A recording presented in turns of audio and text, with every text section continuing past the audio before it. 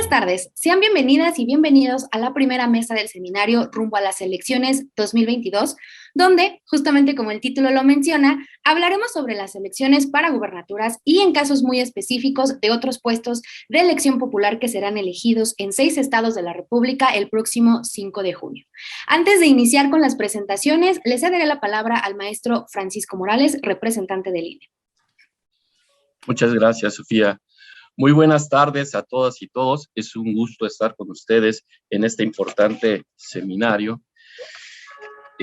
Nos acompañan, les damos la bienvenida a la doctora Adriana del Rosario Báez, de Buró Parlamentario, al maestro René López de la Torre, de la Universidad Autónoma Metropolitana, doctora Margarita Dalton Palomo y doctora Rosa María Mirón Lince de la Facultad de Ciencias Políticas de la UNAM, y moderando esta mesa el doctor Fernando Castañeda, que es el coordinador de la cátedra en Cívica Francisco I. Madero.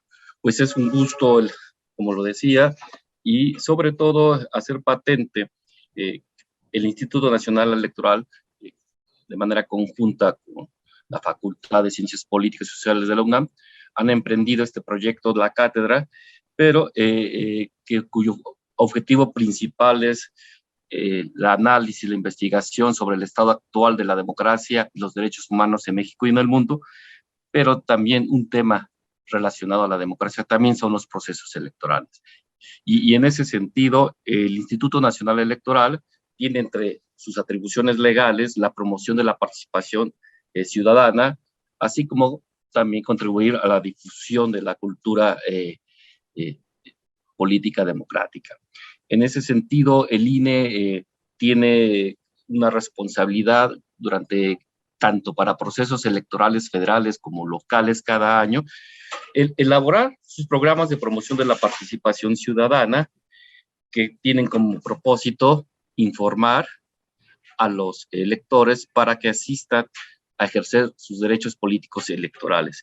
En ese aspecto, cabe resaltar que cada proceso electoral, sea local, sea federal, en este caso, que es el proceso local, las elecciones que se llevarán a cabo en 6 entidades con las que vamos a dar inicio de este seminario, analizando primero el caso de Durango, Hidalgo y Oaxaca.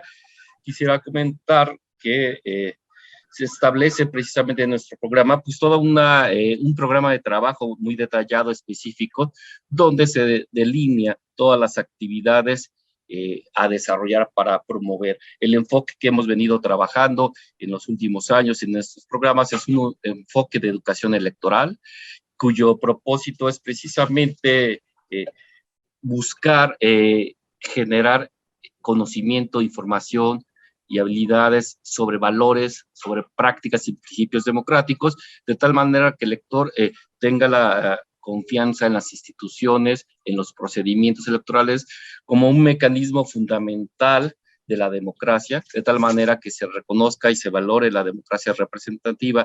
Y es en ese sentido que el enfoque de educación electoral parte de las variables que pueden influir en que un ciudadano vaya o no vaya a las urnas. Son diferentes aspectos, ¿no? Por un lado son los conocimientos, los contextos, la edad, en fin, hay muchas variables y en ese sentido algo que es fundamental y que hemos venido trabajando, y en este sentido la cátedra se convierte en un elemento importante para nosotros, es generar conocimientos y competencias, porque a la medida que el individuo tiene más conocimiento, más información, aumenta la probabilidad de que se involucre en asuntos públicos y entre ellos ejercer el derecho a votar.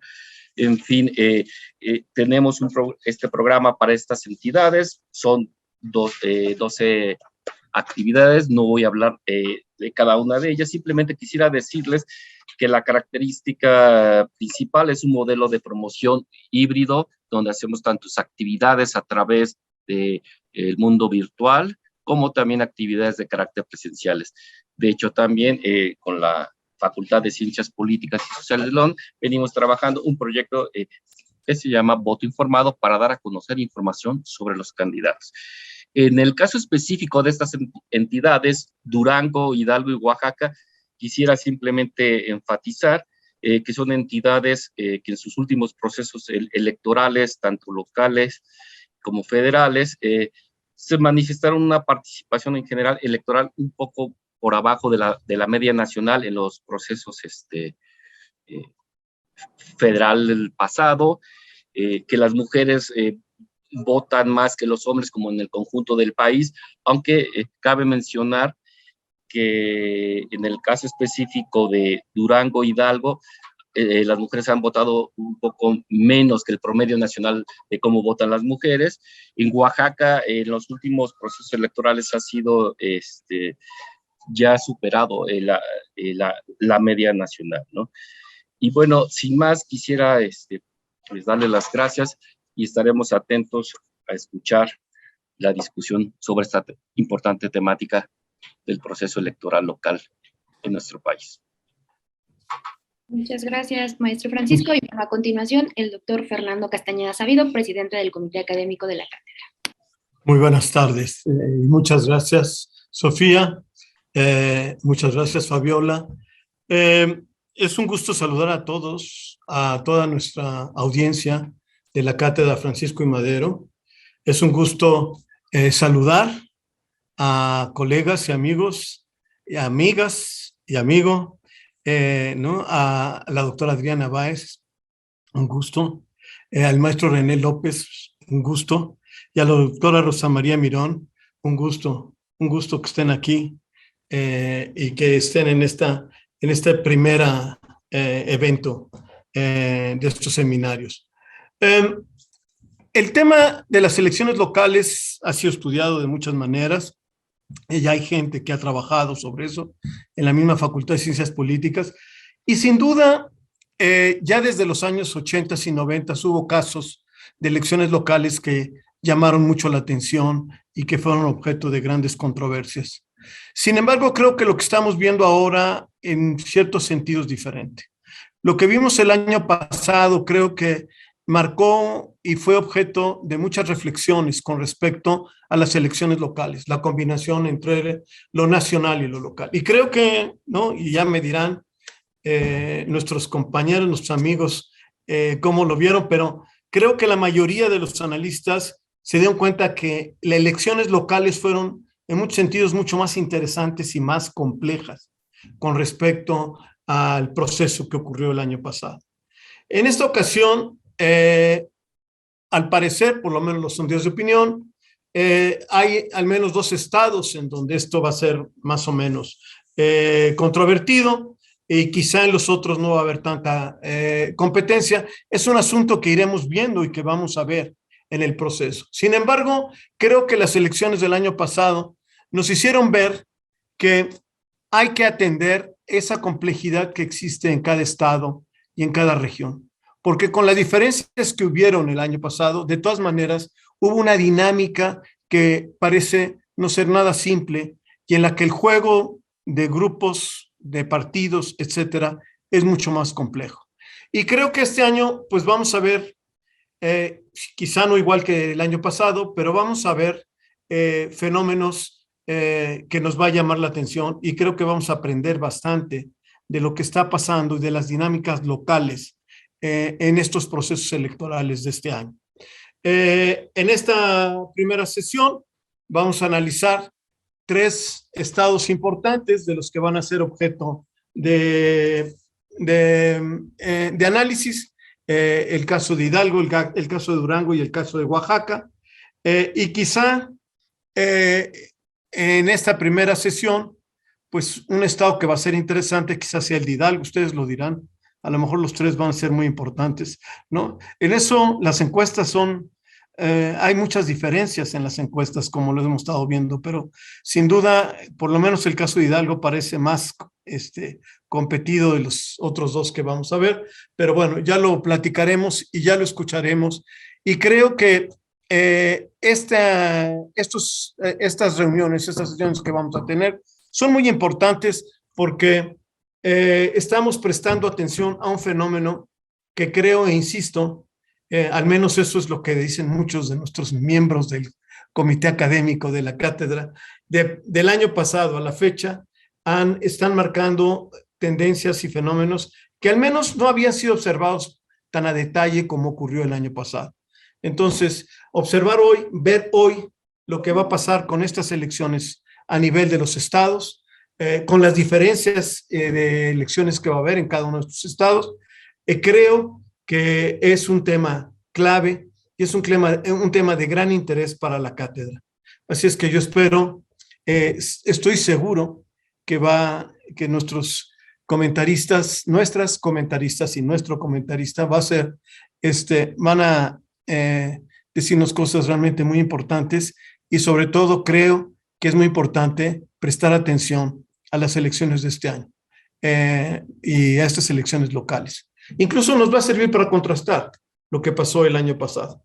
Creo que va a servir y nos va a dar muchos elementos de análisis sobre cómo el proceso electoral, si lo vemos como pasó el año pasado, parece tener una dinámica mucho más compleja y vasta a nivel local que lo que tuvo a nivel federal. Pues muchísimas gracias, es un gusto saludar a maestro Francisco Morales, a todos los miembros del INE que colaboran también en la cátedra, a todo el equipo de la cátedra. Y bueno, pues lo único que les ofrezco a nuestro auditorio es una sesión realmente muy interesante y muy reflexiva y penetrante sobre los procesos que estamos viviendo. Muchísimas gracias a nuestros ponentes y pues les damos la palabra. Muchísimas gracias, doctor. Y bueno, pues justamente como ya lo mencionaban, para hablar de los primeros 3 estados que son Hidalgo, Durango y Oaxaca, nos acompañan 3 grandes especialistas, a quienes, bueno, iré presentando de manera puntual e individual previa a su presentación. Sin embargo, muchísimas gracias por acompañarnos el día de hoy. Y bueno, pues ya adentrándonos en el tema que nos convoca, para hablar del estado de Hidalgo, nos acompaña la doctora Adriana del Rosario Báez Carlos. Ella es doctora en Ciencia Política por la UNAM, académica e investigadora nacional de la Facultad de Ciencias Políticas y Sociales de la misma universidad y directora del área de consultoría del Buró Parlamentario SC. Se ha desempeñado como secretaria académica del Centro de Estudios Políticos de la Facultad de Ciencias Políticas y Sociales de la UNAM durante el periodo de 2014 a 2020. Fungió como consejera electoral distrital en los procesos electorales de 2017 a 2018, además del de 2020 a 2021 y en el proceso de revocación de mandato del 2022. Entre 1990 y 2003 fue periodista de noticias nacionales e internacionales en las agencias Mexicana de Noticias Notimex y Servicio Universal de Noticias, así como colaboradora del diario El Universal y el suplemento Política de El Nacional. Pues muchísimas gracias por acompañarnos, doctora, y bueno, le cedo la palabra para que inicie con su presentación. Muchísimas gracias, Sofía, muchísimas gracias. Fernando, me siento muy contenta, muy halagada de compartir este espacio con ustedes, con el profesor Francisco Morales, con Rosa María Mirón Lince. Muchas gracias, Rosa María, y René López, y Liliana, que no la veo, pero sé que nos la vamos a pasar bien. Comentaba Fernando en su presentación que Hidalgo iba a ser de los más reñidos. No, Hidalgo casi ya está decidido. Hidalgo está cerca de perder 93 años de hegemonía del PRI. Es el caso de Durango, que ya nos van a, donde está ahí como más reñido. Bueno, yo pienso que después de que el mes pasado el PRI decidió no respaldar al gobierno, al partido en el gobierno federal, en la reforma eléctrica, le llaman, pues ya su destino quedó completamente marcado. Claro, igual lo definió, y la confrontación por la gubernatura del estado de Hidalgo va con todo. Bueno, voy a empezar un poquito despacito. No sé si me van a apoyar en la presentación. Son imágenes que he estado tomando de la prensa, no son originales, pero bueno, si quieres, la siguiente, por favor. Bueno, en Hidalgo, esta segunda diapositiva es datos del Instituto Estatal Electoral. El proceso inicia el 15 de diciembre, el periodo de precampañas fue del 2 de enero al 10 de febrero y el 31 de marzo se estaban dando el registro de candidaturas. El periodo de campaña arranca días antes de que se dé justo el proceso de consulta por revocación de mandato. La lista nominal, ahí no encontré el dato en el instituto, pero es alrededor de 2.200.000 habitantes, los hidalguenses, quienes van a poder emitir su voto el día 5 de junio. Entre las novedades que tiene este proceso y que se insertan en el modelo de democracia paritaria que se está impulsando a nivel nacional, es, bueno, por un lado, se facilita el voto a las personas que están en prisión preventiva, pero que no tienen sentencias que les prohíban ejercer sus derechos político-electorales.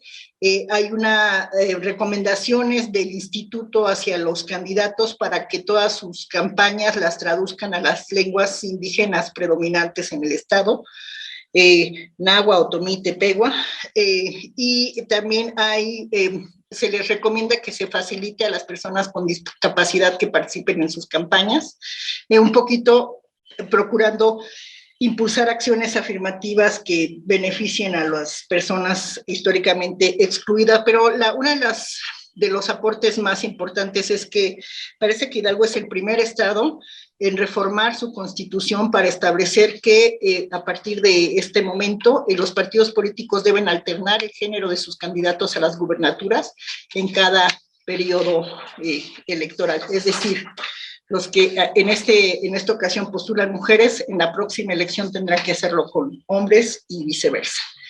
A la siguiente, por favor. En el estado tenemos 4 contendientes, una mujer y 3 hombres. 3 de ellos son digamos, de origen priista. La candidata Alma Carolina Vigiano Austria, ella va por la coalición PRI-PAN-PRD. Ella es diputada federal con licencia y es secretaria general del PRI nacional. Fue diputada en la 56 legislatura del Congreso de Hidalgo y diputada federal en 3 legislaturas previas, del 2000 al 2003, del 2009 al 2012, del 2015 al 2018. Se ha desempeñado como secretaria de Desarrollo Social y Planeación, ha sido presidenta del Tribunal Superior de Justicia Estatal y directora del Consejo Nacional de Fomento Educativo. La designación de Carolina se da en medio de digamos, proceso difícil interno dentro del PRI en Hidalgo. El gobernador, se dice, tenía en miras a otro candidato y además a ella la registran como candidata del PAN como parte de los acuerdos de la coalición. Finalmente, bueno, hay acusaciones directas de Omar Fayad, el gobernador, en contra del líder nacional del partido, quien finalmente digamos que liman sus asperezas días después del registro de Alma Carolina. También es destacar que ella es esposa del exgobernador de Coahuila, se me fue Moreira, Robert Moreira, y bueno, y tiene algunas, digamos que poquito después de su registro se dan a conocer se filtra que ha sido ella beneficiaria digamos, de respaldos de Altos Hornos de México hacia su esposo y a ella en algunos viajes en los que le acompañó. Ella va entonces por la coalición PRI-PAN y PRD, digamos que es la coalición donde está el partido actualmente gobernante en Hidalgo. Por el partido gobernante a nivel federal, el partido de Andrés Manuel López Obrador, en candidatura común, que no en alianza, con el PT, el Partido del Trabajo y Nueva Alianza Hidalgo y Morena, va el doctor, bueno, la verdad no sé el título, pero es Julio Ramón Menchaca Salazar, Él también militó en el PRI hasta 2015. En 2016 fue candidato independiente por la presidencia municipal de Pachuca. Es abogado, es senador con licencia. Fue diputado también en el Congreso de Hidalgo de 2005 a 2008. Fue secretario de Comercio y presidente también del Tribunal Superior de Justicia Estatal. Se ha desempeñado como académico en la Universidad Autónoma del Estado de Hidalgo y en la Academia de Procuraduría General de Justicia local. Se ha desempeñado como Contralor General del Poder Judicial y vicepresidente de la Comisión Nacional de Tribunales Superiores de Justicia de los Estados Unidos Mexicanos. Él tuvo una crítica fuerte porque en una de las tomas de posesiones de los gobernadores de Morena el año pasado, tomó un avión privado y se le cuestionó pues no estar siguiendo las políticas de austeridad del presidente. Él se defiende diciendo que, bueno, no usó recursos públicos, pero digamos que es una de las cuestiones que se le cuestionan.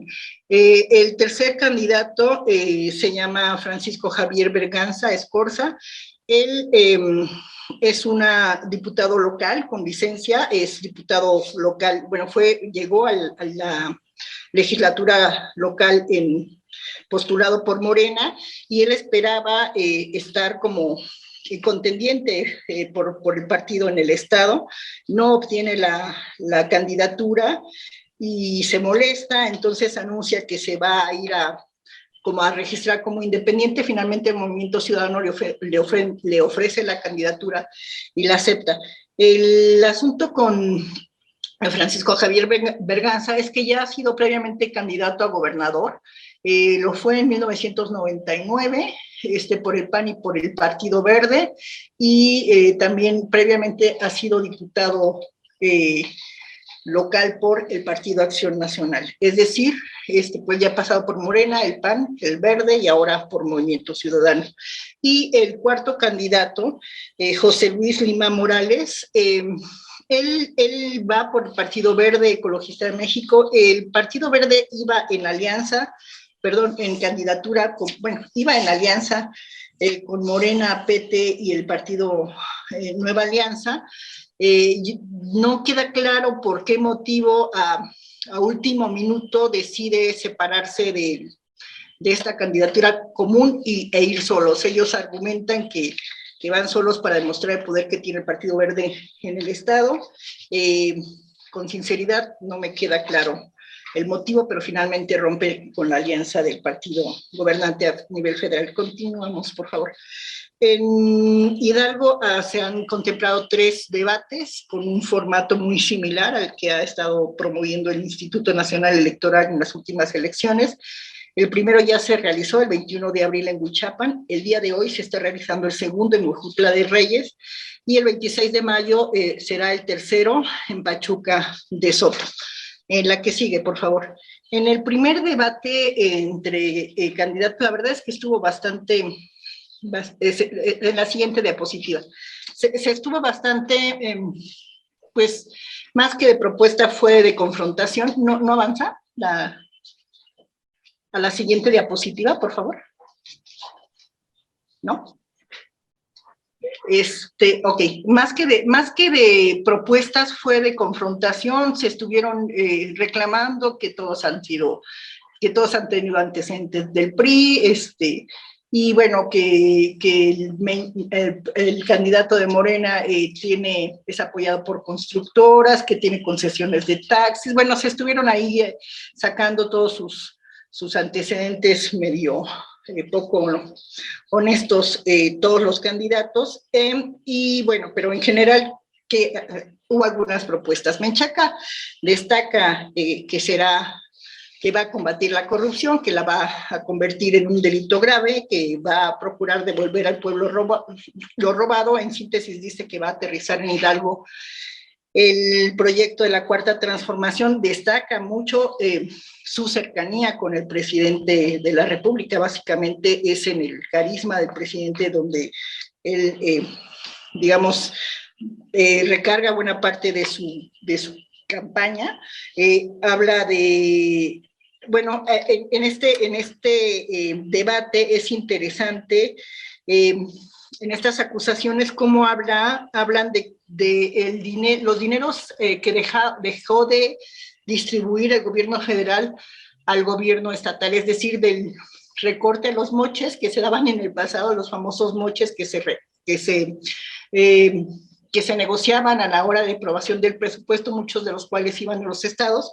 Menchaca acepta que ya nos están dando porque dice que desfundaron el sistema de salud, y bueno, acusa igual a la candidata del PRI, PAN-PRD, de tener al menos 17 propiedades en ese estado y varias más. Bueno, en el caso de Carolina, ella es curioso porque también retoma las propuestas de alguna manera las propuestas del gobierno federal, pero las adapta hacia el PRI. Entonces, por ejemplo, propone un tren tolteca, que muy similar a la propuesta del Tren Maya, pero dice ella que va a ser una propuesta eficiente, que va a conectar Pachuca con el AIFA, con el suburbano y con la Ciudad de México.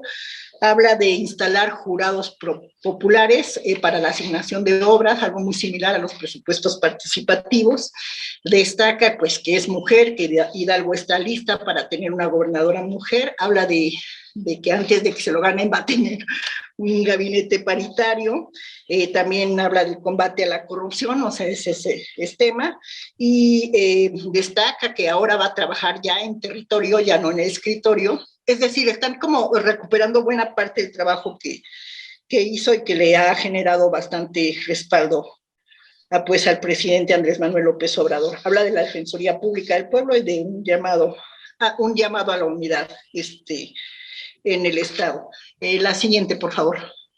No voy a hablar de los argumentos de los otros dos candidatos, porque en realidad estos dos son los punteros en los últimos días. Pues ya se acerca los últimos días, las últimas semanas, y las campañas, pues, digamos que van con todo.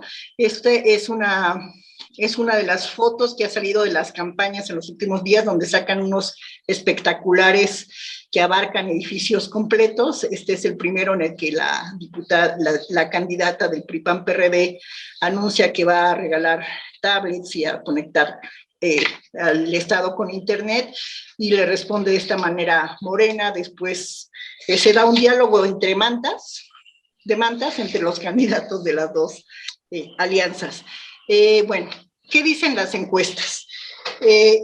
Las encuestas que tengo aquí son las que se dieron a conocer el 3 de mayo, pero hoy hay una encuesta ya de Reforma, en la que dice Reforma que el candidato de Morena, de la candidatura común, ya tiene el 63% de las preferencias, y la candidata PRI-PAN-PRD ya bajó al 30%, es decir, hay una diferencia de 30% entre los dos punteros. Y bueno, estas son diferentes casas encuestadoras. Ya hace una semana, pues ya hablaban de una diferencia entre el primero y segundo lugar, arribita del 20%. La siguiente, por favor. Esta es como la siguiente. Este es cómo se han movido las preferencias. Aquí todavía no está el dato que señala Reforma, pero como verán, empezaron con una diferencia de 20 puntos entre uno y el otro, y no ha logrado la candidata PRI-PAN-PRD cerrarlo, sino al contrario, se ha seguido abriendo. Bueno, además hay que destacar que en los últimos días, pues ya estuvo apoyando a la campaña de Menchaca. Bueno, estuvo por allá el canciller, estuvieron por allá todas las gobernadoras de Morena, y ayer el presidente de México le dedica un espacio de la mañanera a hablar mal de la candidata gobernadora de Moreira, y a destacar, según él, las incongruencias entre un PRI, un PAN que denunciaba la corrupción del gobierno de Moreira cuando fue gobernador. La que sigue. Bueno, lo siguiente que les quiero mostrar es que, aunque se sostiene que Omar Fayad no hizo bien su trabajo, y que eso es lo que podría estar poniendo en riesgo la hegemonía que ha mantenido durante 93 años el PRI en el Estado, pues según yo no es así. El apoyo del PRI el apoyo al PRI se vino disminuyendo, desquebrajando, pues al tiempo que subió Morena. Es decir, ha sido corto, pero contundente. En 2018 pierde por primera vez el gobierno unificado y empieza un gobierno dividido ya con Omar Fayad, y los datos que les voy a compartir muestran cómo se ha ido debilitando. Bueno, aquí un poco son datos que sacaba Reforma, por ejemplo, el 40% de los hidalguenses rechaza. ¿Qué lleva a los hidalguenses? Pues ya no quieren al PRI, quieren un cambio de rumbo en el gobierno estatal, no quieren ya continuidad en el gobierno, y bueno, piden mejoras en la economía, en la generación de impuestos, inseguridad y pobreza. Cabe destacar que el estado de Hidalgo es uno de los estados con mayor pobreza en el país y con fuertes problemas por el huachicol. La que sigue, por favor. Ahí, si me tienen que parar, me avisan. Ahí, este es el ranking de los gobernadores. El actual gobernador está en el ranking número 13, en realidad 3 números abajo de la jefa de gobierno de la Ciudad de México. Como verán, tiene una aceptación, pues, no baja, 53.2%, considerando que ya se le acaba su gobierno, no es una aceptación mala. Claro, no se le acerca a la del presidente, pero no es una aceptación mala. La que sigue, por favor. Bueno, algunos datos que quiero destacar de la historia de Hidalgo es que Hidalgo tuvo un sistema de partido hegemónico pues con arriba del 90% de los votos hacia el PRI, hasta 1996, entre el 90 y 93, los apoyos al partido bajaron al 77%, siendo el PRD su principal contrincante. En el 99 su respaldo cae a 53% y el respaldo al PAN crece a 28%. Omar Fayad es electo en 2016 con 43.14% de los votos, junto con un Congreso que le da la mayoría al gobierno, a la mayoría del PRI y Verde, y lo mismo en las presidencias municipales. Pero en 2018 Hidalgo, como les comentaba, registra su primer gobierno dividido. El voto de arrastre hacia Morena le hace perder la mayoría en el Congreso estatal. Morena se lleva los 18 asientos locales de mayoría, y lo mismo que los 7 estados federales que aporta el estado. La que sigue, por favor. El año pasado hubo elecciones en las presidencias municipales. Estos son los resultados. El PRI todavía mantiene presencia en las presidencias municipales, pero es solamente 32 de los 82 municipios. A mí esto me hacía pensar que tal vez tendría algo que negociar con el gobierno en su proyecto de reforma en materia eléctrica y reforma electoral y demás, pero pues lo que observamos es que el PRI se decanta por aliarse con, mantener la alianza con la oposición con vistas a las elecciones de 2024. La última, por favor, las que siguen. También hubo elecciones para renovar el Congreso en 2021. Estos son los distritos electorales, igual como ven, no alcanzo a ver aquí, pero el PRI Morena, bueno, la alianza de Morena mantiene 11 distritos, el PRI nada más 1, Morena sola gana 2 y la alianza opositora apenas gana 4 de los distritos de mayoría. Entonces aquí ustedes están observando que la debacle del PRI no es de estas elecciones, sino que ya se venía anunciando, es decir, que la competitividad pues empieza a dejar de existir y se van decantando hacia Morena. La que sigue, por favor. Bueno, estos son los distritos por el nombre, según la alianza que los gana. La que sigue también, por favor. En el proceso de revocación de mandato, cabe destacar que Hidalgo aporta 1.17% más de firmas que el promedio de los estados. Tiene 4.17% de las firmas que solicitaron el proceso de consulta.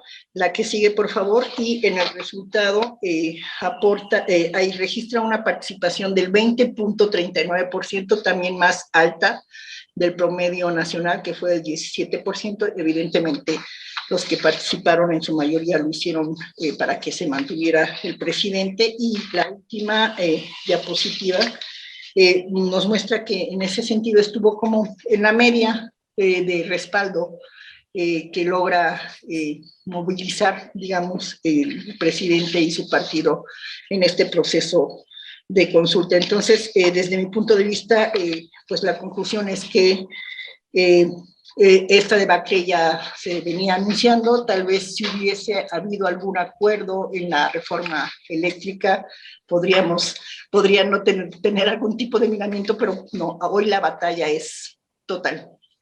Muchísimas gracias. Muchísimas gracias, doctora, por la presentación.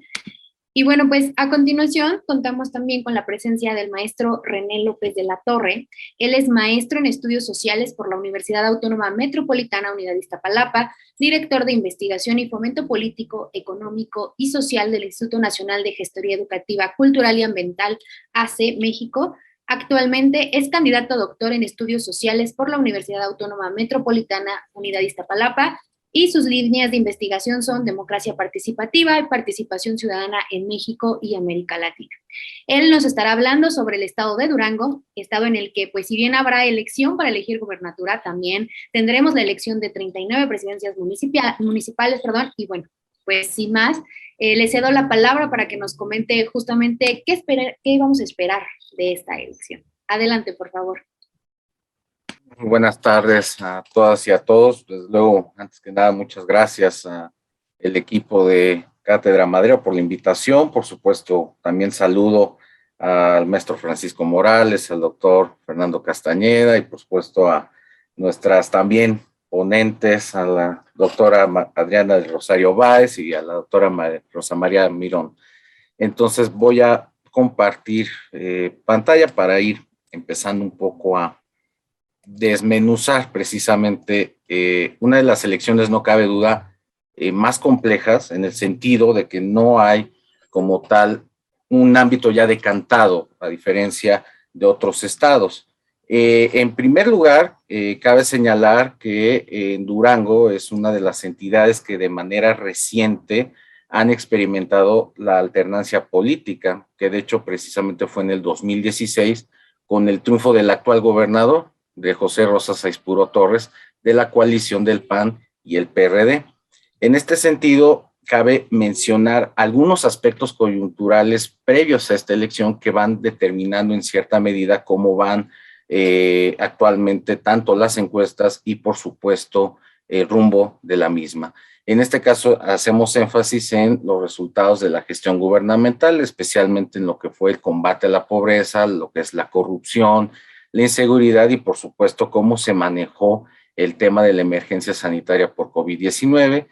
Por un lado, están los procesos electorales de 2016, que fue únicamente en este sentido de gobernador. En el caso de 2021 fue para el Congreso local y, por supuesto, tomando en cuenta de manera muy breve el tema de la revocación del mandato.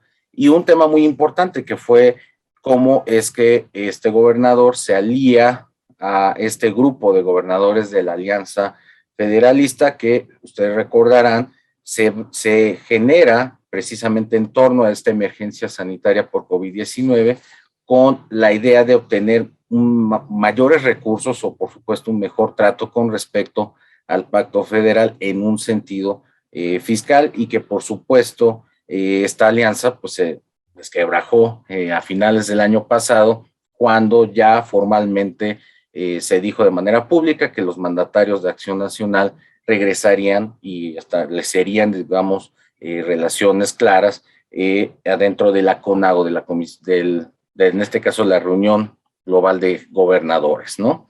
En la actualidad, por supuesto, tenemos en cuenta que hay una credibilidad general del 46% de este gobernador, con un punto máximo cercano al 48%. De alguna manera, si ustedes revisan cualquier encuesta que mida digamos, no solamente la evaluación, sino también la popularidad de los gobernadores, en el caso de Durango siempre ha tendido a ser por debajo de los 50, en este caso el 50%, y en este caso el último dato con el que se cuenta sobre la popularidad del actual presidente López Obrador es de 44%, que en este caso ha tendido a ser siempre entre los 45 hasta máximo 55%.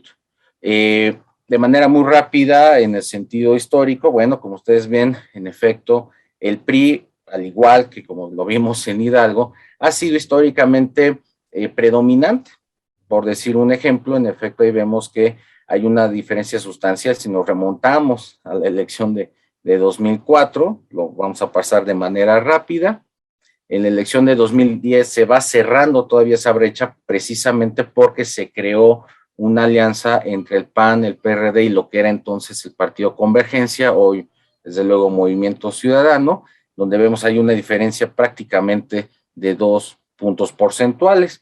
Y esto al final del día nos lleva a la elección que hemos comentado de 2016, donde por primera vez se da esta alternancia, participan por supuesto, en este caso los partidos actuales que de igual manera están presentes, como es Morena, como en este caso es el PT, algunos ya desde luego ya extintos como es el Encuentro Social, y en este caso ahí todavía existía la alianza entre el PRI, el Verde, en este caso el Partido Duranguense, que es un partido local, y por supuesto Nueva Alianza, que actualmente en diversos estados cuenta con únicamente un registro local.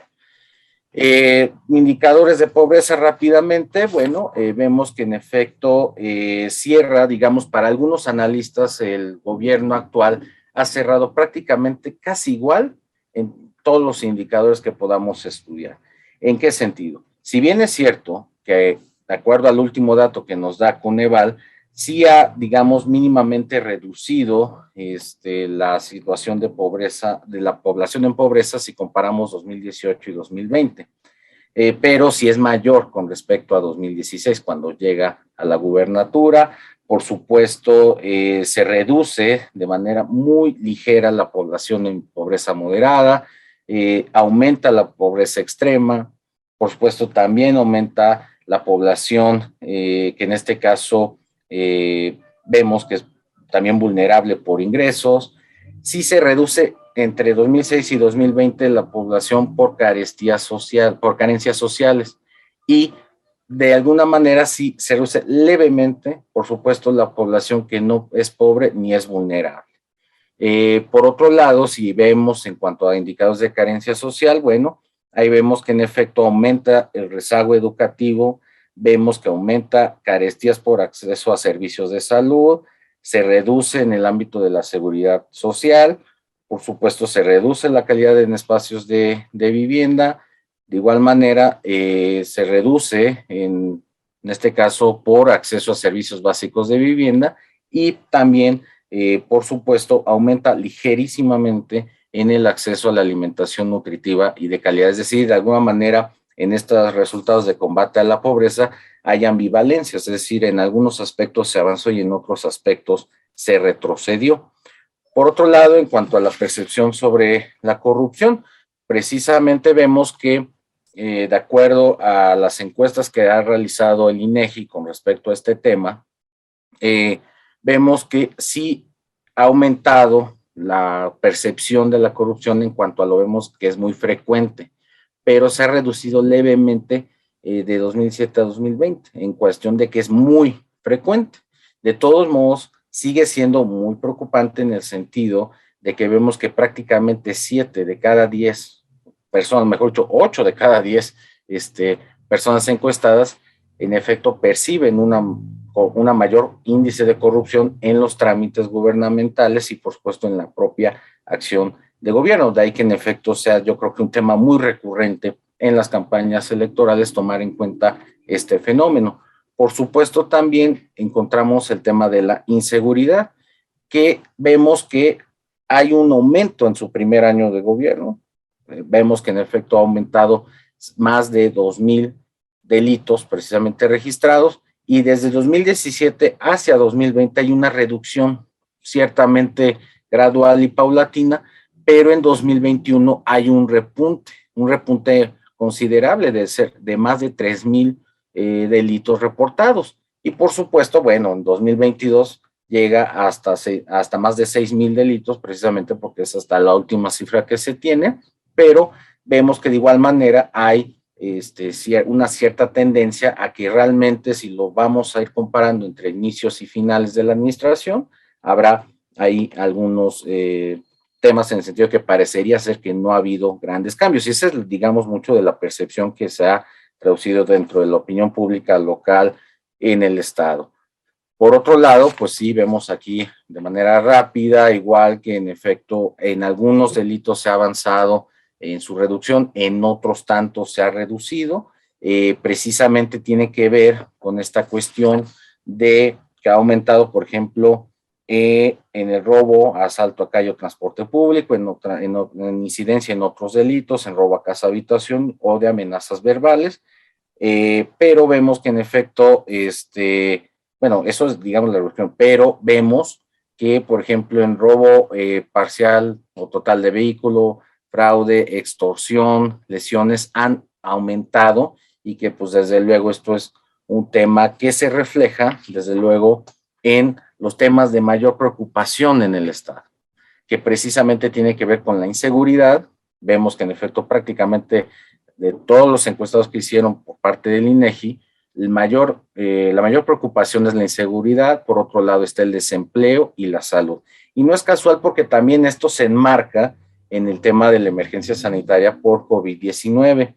De alguna manera, las cifras rápidas que podemos encontrar es que en el caso de Durango se contabilizan básicamente cifras, digamos, relativamente leves en el sentido de que ocupa el lugar 27 de 32 en la tasa nacional de casos reportados y que precisamente hasta el día de hoy no es tanto ya la preocupación de que exista formalmente todavía la emergencia sanitaria, sino sus efectos que ha dejado hasta el momento, que si bien es cierto que de acuerdo a distintos datos se ha podido recuperar el nivel de empleos que ya se tenían previo a la pandemia, sí subsiste, digamos, temas importantes sobre la cuestión del gasto público. Es decir, que de alguna manera el gobernador que llegue o la gobernadora que pueda llegar, sí va a afrontar una seria crisis en materia, por supuesto, presupuestal, que en este caso tiene diversos adeudos con distintos sectores y que de alguna manera el presupuesto público está muy acotado en cuanto a la inversión y generación de infraestructura o de distintas áreas que al final de cuentas permiten crear empleos y por supuesto subyacentemente desarrollo. Bueno, entrando en materia sobre el proceso electoral, bueno, ¿qué es lo que vamos a elegir en este estado? Se elige a la gubernatura del estado, se eligen 39 presidencias municipales, 39 sindicaturas y 327 regidurías, que desde luego va variando conforme al tamaño poblacional de cada municipio. Brevemente, ¿cuál es el calendario electoral? Bueno, vemos que el proceso electoral inició el 1 de noviembre del año pasado. Hubo una pre-campaña de gubernatura que fue del 2 de enero al 10 de abril, perdón, del 2 de enero al 10 de febrero, perdón. Una pre-campaña de ayuntamientos que fue entre el 9 de enero y 10 de febrero de 2022. Actualmente sigue la campaña de la gubernatura que inició el 3 de abril y va a acabar el 1 de junio.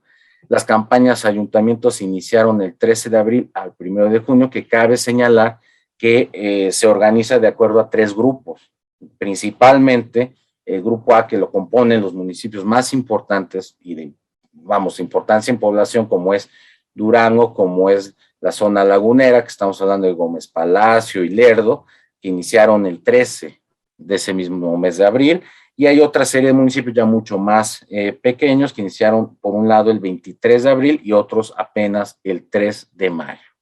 Y finalmente, bueno, llegamos al punto neurálgico que es la elección, que es el 5 de junio de este año, y del subsecuente vienen los cómputos municipales de la elección de ayuntamientos, que va a ser el 8 de junio, un cómputo distrital de elección a la gubernatura del 12 de junio, y ya finalmente hay un cómputo estatal y se declara la validez de la elección de la gubernatura el 15 de junio del presente año. Por otro lado, ¿cuántas personas podrán votar? ¿Cuántas ciudadanas y ciudadanos podrán votar? De acuerdo a la lista nominal de electores va a ser cerca de 1.338.589 ciudadanas y ciudadanos, y también contaremos, por supuesto, con la posibilidad de que mexicanas y mexicanos residentes en el extranjero puedan votar, que van a ser más de 2.500 personas que lo harán por correo postal o por modalidad electrónica vía internet, que ese es uno de los temas también tan recurrentes que se ha ido impulsando en ese sentido. Actualmente existen personas sancionadas por violencia política contra las mujeres. Dentro del registro público, actualmente no se cuentan con registros de personas sancionadas, aunque desde luego hay que irlo monitoreando y especialmente, pues ojalá que siga en esta tendencia. ¿Cómo se divide electoralmente la entidad? Se divide en 15 distritos con 1.369 secciones electorales. El distrito 8, que corresponde con cabecera a El Oro, es la más grande en secciones, es decir, con 185. El distrito 3 de Hidalgo sí es la más pequeña, con 48, pero cabe la casualidad que si esto, bueno, lógicamente correspondería a una elección de diputados locales, pero al analizar que los primeros 5 distritos son del municipio de Durango, la capital del estado, pues son un total de 331 secciones, es decir, es casi llegamos al 25%, un cuarto de lo que es la distribución política electoral del estado. Por otro lado, de manera igual muy breve, vemos aquí que hay 3 candidaturas a la gubernatura por el estado de Durango. El primero de ellos es Esteban Alejandro Villegas Villarreal por la coalición Va por Durango entre el PAN, el PRI y el PRD. Él es médico de profesión, fue ex candidato a gobernador en 2016, es decir, seguiría su segunda oportunidad para poder alcanzar la alta magistratura del estado, ¿no? Fue presidente del PRI en Durango, fue secretario de salud, fue líder de la CNOP y fue inclusive, y actualmente por supuesto tenía la presidencia municipal de Durango. Hubo un cierto conflicto con el panismo local porque no estaban de acuerdo en su designación e inclusive tuvo que intervenir las cúpulas nacionales para poder apoyar la designación. Y que de hecho este tema precisamente de cómo fue la designación, especialmente al interior de los partidos políticos, es un factor que de alguna manera en esta elección en particular está pesando más que lo que de alguna manera vemos a nivel nacional sobre el ámbito subnacional, y ahorita vamos a explicar por qué.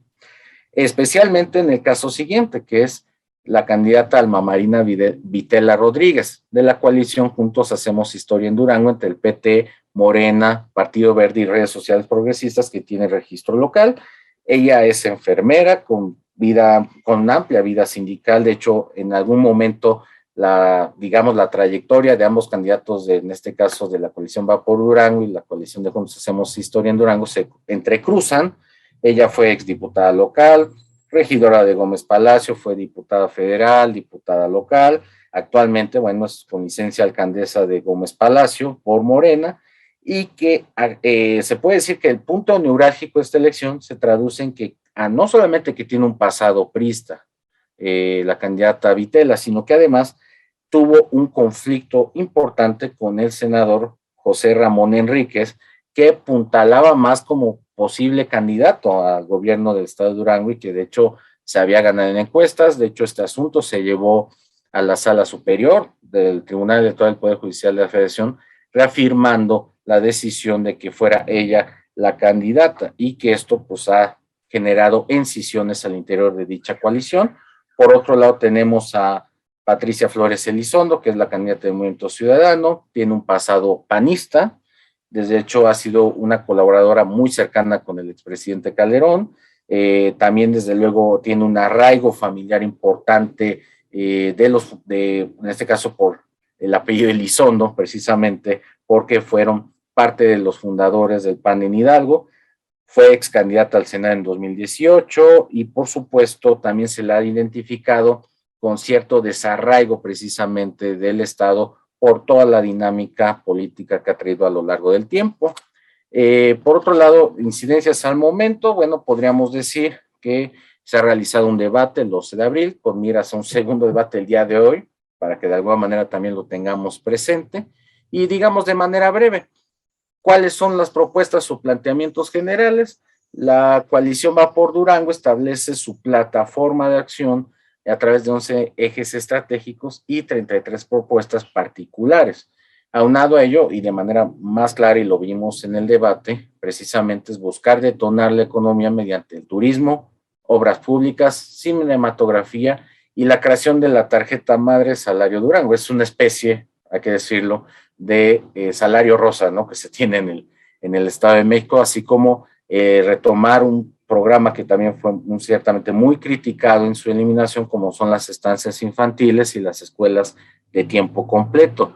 En el caso en este caso de la candidatura de Juntos Hacemos Historia en Durango, sí presenta 3 ejes generales y 27 ejes específicos, pero no existe una plataforma electoral ni programa de gobierno de manera específica para el estado de Durango. Más bien, se toma uno de carácter nacional, en donde solamente se retoma y se menciona Hidalgo, Durango, como una entidad donde debería de impulsarse más el programa social de Sembrando Vida. En lo particular, por supuesto, ya de alguna manera mencionado que se promoverán la creación de guarderías, un transporte rosa, 3 universidades, 4 centros de idiomas y, por supuesto, el internet gratuito. Y en el caso de Movimiento Ciudadano establece sí un plan particular con 5 ejes generales y 52 propuestas, y hace más énfasis en la cuestión de la capacitación laboral, el fomento de la industria del cine y el clúster médico, creación de brigadas de trabajadores sociales para combatir precisamente la violencia intrafamiliar, la generación de universidades especializadas y el desarrollo de la región de La Laguna en Durango. Especialmente estamos hablando de los 2 municipios que tienen una mayor preponderancia ahorita, la coalición de Morena, Partido Verde y en este caso el PT, ¿no? Por otro lado, igual, otras incidencias al momento, estábamos hablando de la revocación. Bueno, precisamente se realiza en medio de esto la revocación de mandato, en donde en el estado de Durango participaron apenas el 10.82% de la ciudadanía, la mayoría, más del 90%, eligió que siga, el 6.79% eligió por revocar el mandato y 1.29% nulos, es decir, que ya de alguna manera un poco que lo que nos hablaba previamente ya en la exposición de Hidalgo. Bueno, Hidalgo, en este caso Durango, podría decirse que va en un estándar medio, aunque tradicionalmente, y eso lo vemos en los últimos ejercicios, la participación de la ciudadanía es ciertamente baja. En este caso, a mitad de la campaña, sí podemos hablar de una tendencia mínima estadística a favor de la postulación de la coalición Va por Durango sobre la de Juntos Hacemos Historia en Durango, y que es muy relevante porque esta, junto con el caso de Aguascalientes, podrían convertirse en las primeras elecciones en las cuales la coalición de partidos de oposición ganara una gubernatura. Si bien es cierto que en el Congreso Federal existe ya esta cuestión de pesos y contrapesos para las reformas constitucionales, a nivel subnacional vemos que a esta coalición no le fue nada bien. Quizá de alguna manera ahora podríamos ver las primeras victorias electorales. Y vemos que sí, las circunstancias a nivel nacional parece que no incidieron o todavía no inciden mayormente en las tendencias y preferencias electorales, y consideramos que sí, lo que se prevé en el segundo debate junto con el resto de la campaña, aunado desde luego a las preferencias de distintos sectores de la sociedad, podría inclinar la balanza hacia algún lado u otro. Y por supuesto, afortunadamente no existen hechos de violencia política contra algún candidato a la propia gubernatura. Brevemente, ahí ven la última encuesta del Financiero de Alejandro Moreno, donde vemos que hay una ligerísima ventaja de cerca de 4 puntos del candidato de la coalición Va por Durango sobre la candidata de Juntos Hacemos Historia en Hidalgo. En realidad es una competencia de 2, realmente la candidata de Movimiento Ciudadano junto con su partido realmente no han tenido la oportunidad de realmente ser una competencia ahí en el ámbito electoral.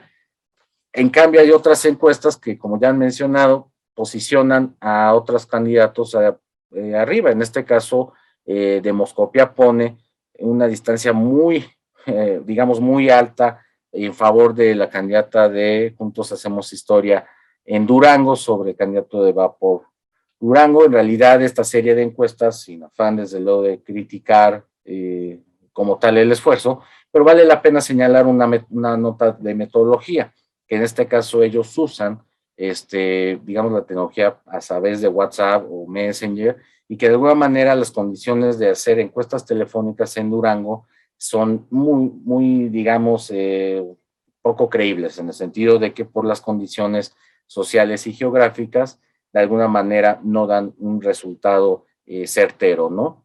Y por otro lado está Pulse MX, en donde vemos, sí, una distancia ya de 2 puntos entre ambos candidatos.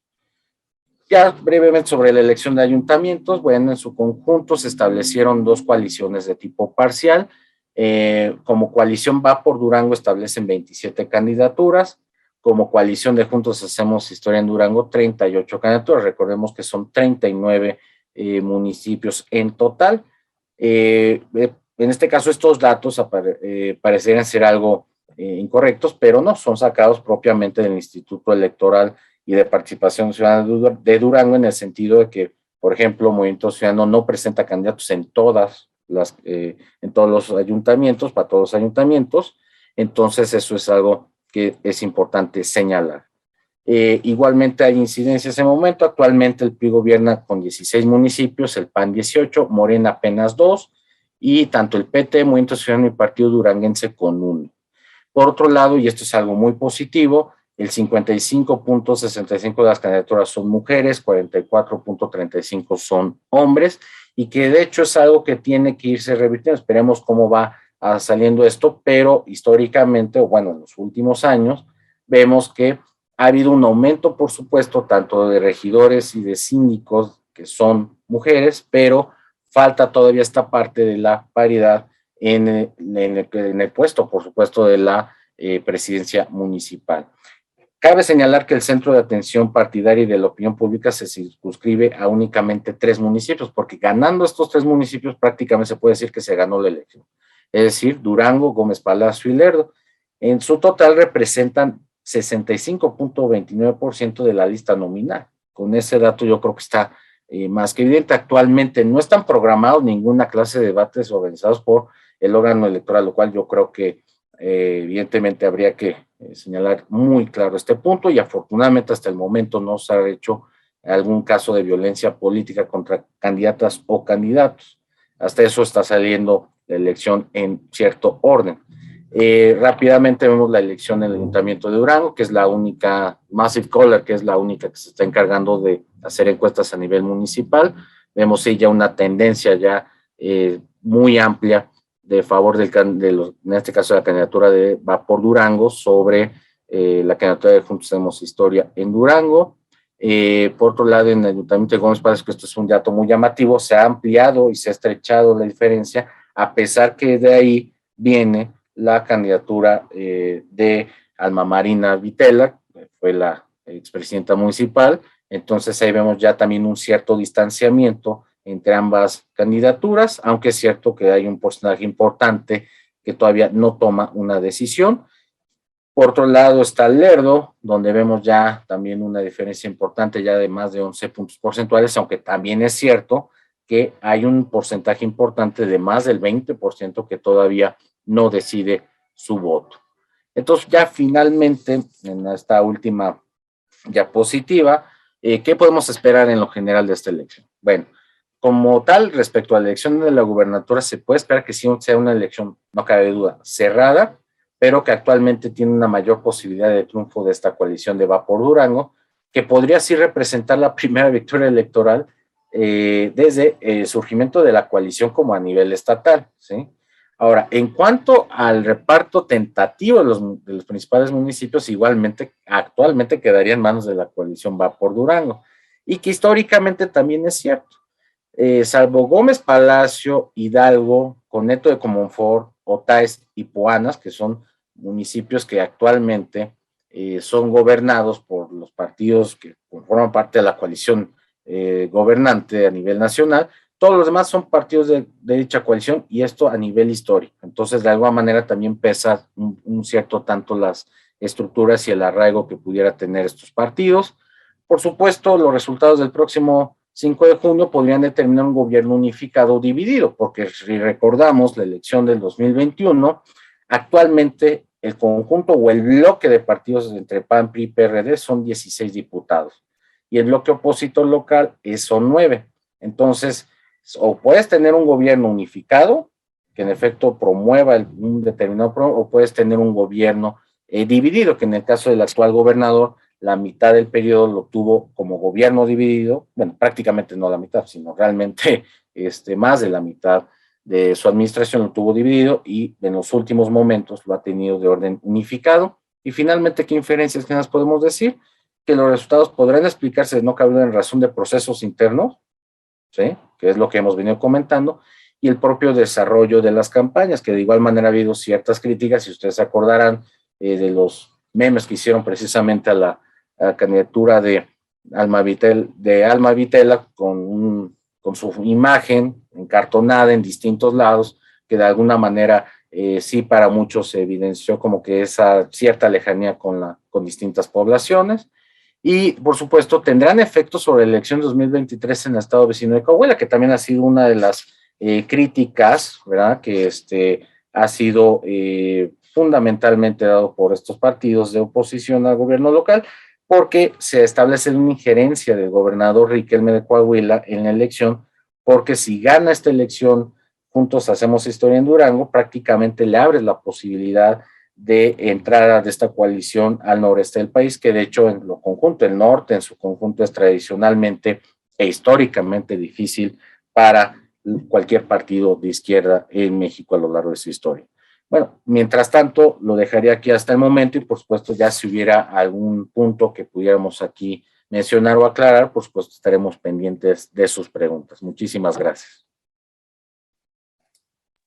Muchísimas gracias por su participación, maestro René. Bastante interesante y bastantes puntos en los cuales podríamos realizar una videoconferencia para aclararlo, sobre todo esta parte del efecto que va a tener en las elecciones en Coahuila. Muy interesante, pero bueno, no les quito más el tiempo a nuestra próxima ponente, que es la doctora Rosa María Mirón Lince, quien nos va a estar hablando sobre el caso de Oaxaca. Ella es doctora en Ciencia Política por la Facultad de Ciencias Políticas y Sociales de la UNAM, profesora adscrita al Centro de Estudios Políticos de la misma universidad, es miembro del SNI Nivel 2, miembro del programa Pride Nivel C, investigadora invitada en el Instituto de Estudios Superiores Avanzados del Consejo Superior de Investigación Científica en Madrid, y consejera electoral propietaria del Consejo Local del IFE en el Distrito Federal durante el proceso electoral de 1997, además de consejera electoral del Consejo General del Instituto Electoral del Distrito Federal durante el periodo de 1999 al 2006. Y bueno, doctora, le cedemos la palabra. Adelante, por favor. Muchísimas gracias, Sofi. Bueno, celebro la realización de este evento, agradezco muchísimo la invitación, y simplemente quisiera comentarte, yo no preparé Oaxaca, yo iba a hablar de Durango, pero ya la exposición de René ha sido exhaustiva. Me voy a montar un poco sobre lo que él ha dicho y voy a seguir reflexionando algunos asuntos que tienen que ver con Durango y también con el conjunto de elecciones locales o subnacionales que tendremos ya en unos días, el próximo 5 de junio. Lo primero que diría es, bueno, y además, perdón, antes saludo a quienes están en la mesa, además de René, a Adriana, Fernando, es un gusto estar aquí. Francisco, también muchísimas gracias por considerarme en esta ocasión. Quisiera yo compartir con ustedes esta idea de la importancia de la realización de estos 6 procesos electorales subnacionales, en donde encontramos que comparten ciertas características, pero también tienen individualidades, digamos, cada uno de estos procesos. Lo primero que comparten, desde luego, es que todas son elecciones de gobernador, y esta es una cuestión a tomar en cuenta, porque desde luego la estrategia de los partidos es comparable, así, de las coaliciones o de las eventuales, las variedades de coaliciones, porque no son las mismas las que se han hecho sobre todo en el caso de Morena y sus amigos, han sido diferentes en cada caso. Entonces es importante tenerlo presente. Pero bueno, son 6 gubernaturas las que se van a renovar este año, lo cual le da una importancia sin lugar a dudas muy, muy grande a estos procesos. Hay variedades de estos procesos, como en el caso de Durango, como ya lo dijo René, efectivamente, además de la gubernatura se van a elegir los municipios, o en el caso de Quintana Roo, que además de la gubernatura se elige también el Congreso local, se renueva el Congreso local, pero son los únicos dos casos. Entonces, el conjunto de elecciones subnacionales sí son muy características porque es rara esta combinación de comicios, esta combinación de comicios como la que vamos a tener ahora. Básicamente están concentrados todos los partidos en elecciones de gubernatura, con la característica también que deben de considerar, afortunadamente, el tema de paridad. Entonces, esto nos lleva también a casos muy relevantes, muy interesantes, como el de Aguascalientes, por ejemplo, en el que todas las candidatas son mujeres, lo cual me parece muy positivo, pero también habla claramente de las características o de las decisiones que toman los partidos que no se creen ganadores. En el caso de Aguascalientes, como el propio Marco Cortés lo dijo, pues estaba asegurado para el PAN, es un estado panista, y claramente está mucho más adelantada la candidata del PAN. Es muy probable que el PAN se quede en esa gubernatura, con lo cual tenemos que son 5 candidatas, las otras candidatas de los partidos contendientes, pues evidentemente les dieron la posición, la candidatura, porque piensan que no van a ganar. No es lo mismo que sucede en el caso de Hidalgo, pues es un caso muy interesante. La otra condición importante es que en un principio siempre se dijo, bueno, Morena va a ganar todos. El propio Marco Cortés, dirigente del PAN, dijo que lo único, o se filtró una opinión de él, en donde dijo, en la única gubernatura que tenemos posibilidades es precisamente en Aguascalientes, con lo cual daba por perdidas todas las demás. Una posición políticamente incorrecta, pero muy realista, efectivamente. Eso es lo que todos los datos señalaban que iba a suceder. Así le fue por el comentario, pero bueno, contrario a lo que él preveía, en el caso de Durango sí está dando la batalla la coalición, vamos por Durango, la coalición PAN-PRI-PRD. El caso de Hidalgo, ya lo comentaba Adriana, también es muy interesante porque es uno de los 2 estados, con Coahuila, que tendrá elecciones el año que entra, y el Estado de México, que son los que siempre han tenido gobiernos priistas, y está muy probablemente a punto de perderlo el PRI a manos de el candidato Menchaca, justamente porque la tendencia que en todas las entidades ha sido a la pérdida de votos del PRI, pero sobre todo en el caso de Hidalgo también por un conflicto muy intenso entre el gobernador y el líder del partido, justamente por la candidatura. El gobernador no apoya a la candidata que finalmente fue seleccionada, y entonces no está respaldando. Y esto, bueno, pues se está viendo en los datos que tenemos de las encuestas y en el desarrollo de las propias campañas. En el caso de Oaxaca, por ejemplo, es un gobierno priista, regresó, y es un gobierno priista que suponemos que también tiene pocas posibilidades en la coalición de la que forma parte el PRI de retenerlo. El caso es que ahora lo que tenemos es un balance. Si se tratara de una quiniela hace unas semanas, hubiera yo dicho, y creo que mucha gente coincidirá con esto, que iba a ser 5-1, si acaso. Morena presume que van a ganar por paliza, el presidente mismo, ¿no? También, y Mario Delgado dice que van a ganar todas, pero claramente Aguascalientes la tiene complicado, y Durango se está complicando de manera muy importante. Hay otra cuestión que quisiera yo comentar que se ha dado en varias de estas candidaturas, claramente es el caso de Hidalgo y también el de Durango. Movimiento Ciudadano recoge a los heridos, a los lastimados, a los heridos de guerra o a los lastimados en los otros partidos. En algunos casos le ha salido, bueno, tiene 2 gubernaturas, eso es un hecho, pero sí hay, se allega personajes que han desarrollado su vida en otro partido, lo recoge y, bueno, en el caso de Hidalgo, su candidato ha pasado por todos los partidos, creo yo. En el caso de Durango es Patricia Flores Elizondo, que como bien decía René, fue la jefa de la oficina de la presidencia durante el gobierno de Felipe Calderón, la última parte, y se le conocía como una jefa de oficina muy poderosa, muy cercana a él, sobrina de Rodolfo Elizondo, que fue secretario de Turismo con Fox, y ella fue, bueno, panista de sangre azul de toda la vida, nieta de panista, hija de panista, sobrina de panista, y ella misma tuvo un papel importante en el gobierno de Felipe Calderón, y sin embargo, al no conseguir la candidatura, bueno, pues se va ahora y está en Movimiento Ciudadano. Son casos importantes porque claro que tienen un capital político estos candidatos, y es de ahí de donde se nutre el partido Movimiento Ciudadano. Creo que esto hay que tomarlo en cuenta, sobre todo, y me parece inevitable ya ahora hacer una lectura sobre las elecciones subnacionales, ya con el foco puesto más en el 24, porque sí están dando, dan la posibilidad de analizar a la luz de lo que van a hacer los partidos en la elección presidencial. De entrada vemos, por ejemplo, que Morena no establece las mismas coaliciones en los distintos estados. Hay una serie de combinaciones en donde de pronto pues el Partido Verde va solo, o el Partido del Trabajo va por su cuenta, o se alían PT y Verde.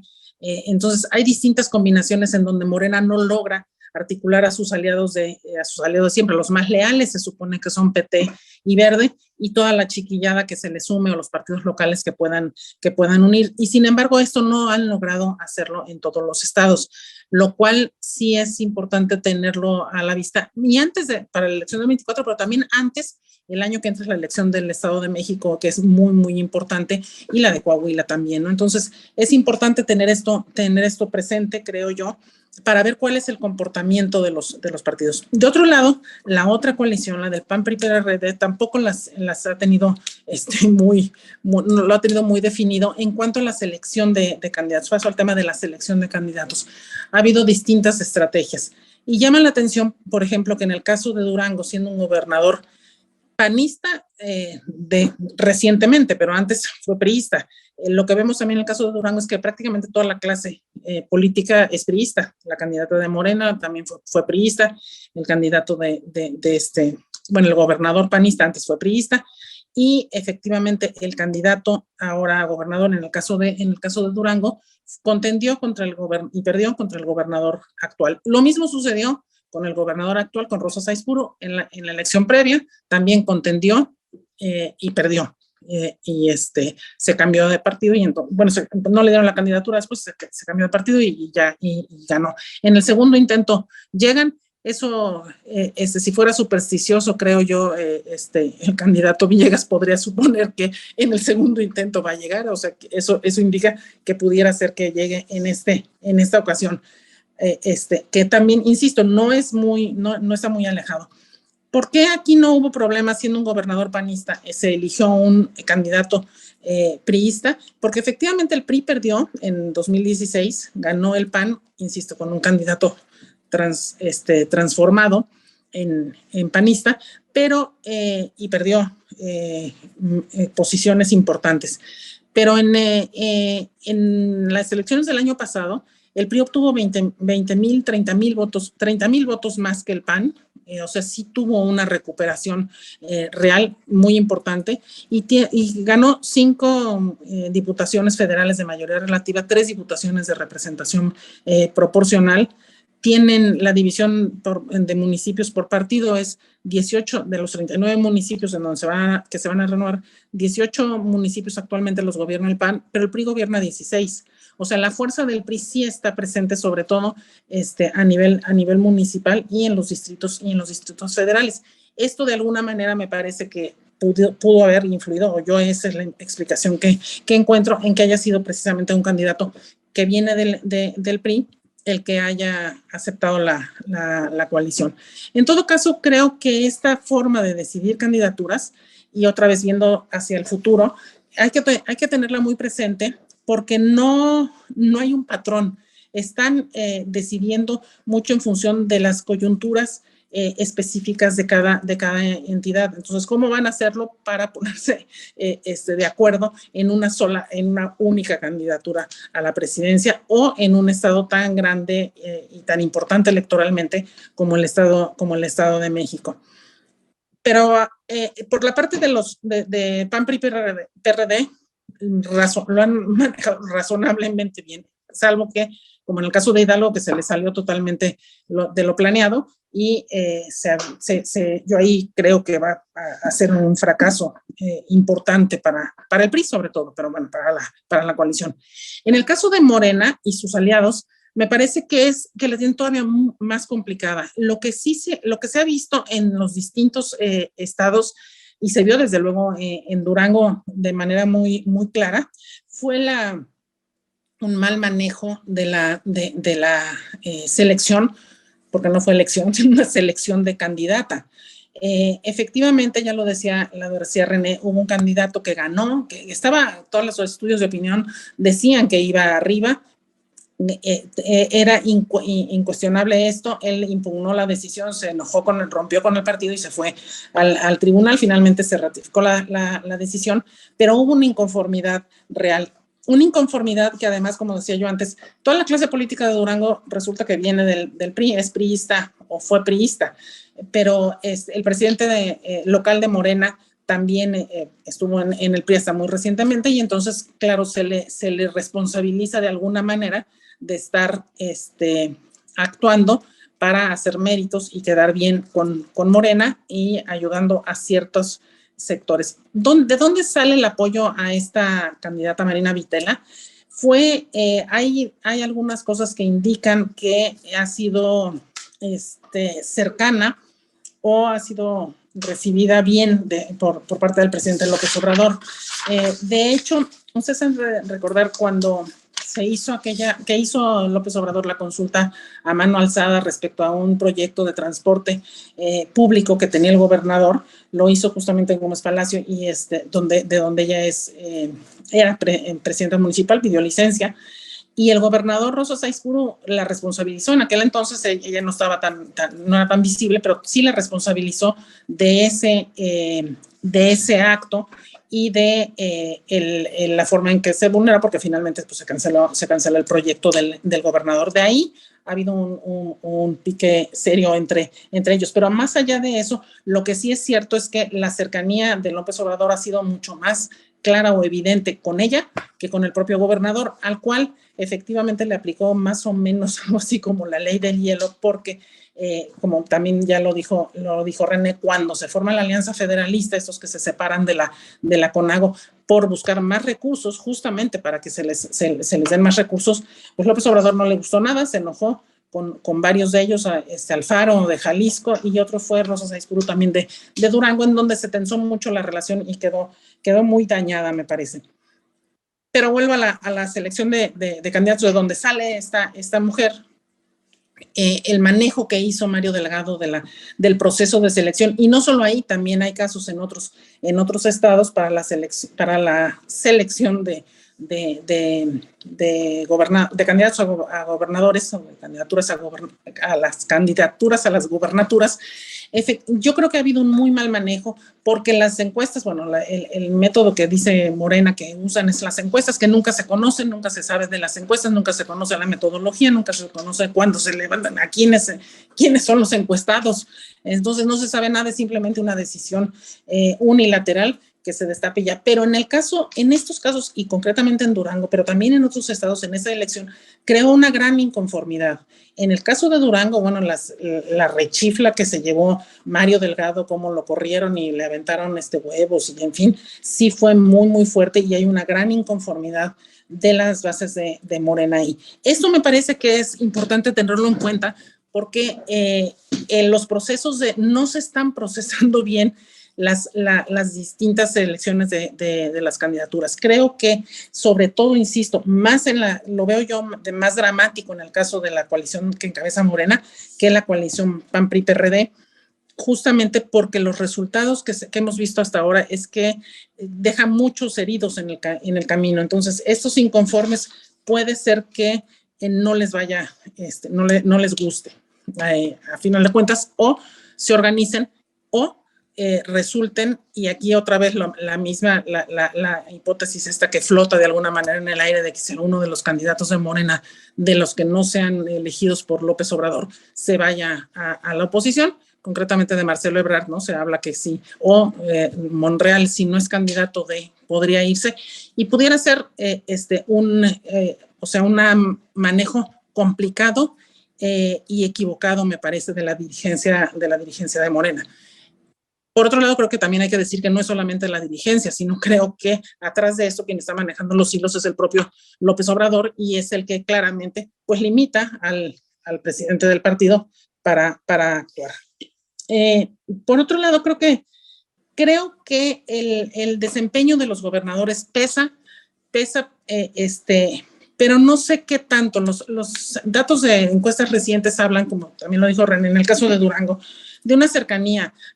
Algunos le dan un porcentaje más alto a Villegas, que es el candidato de la alianza PAN-PRI-PRD, y a Marina Vitela, un poquito abajo, o al revés. También hay datos a la inversa. Entonces, están los dos y están muy cerca. Esto quiere decir que cualquiera puede ser. Y si lo vinculamos, por ejemplo, con los resultados del gobierno, el gobernador Rosa Saizpuro ha sido un gobernador muy malo.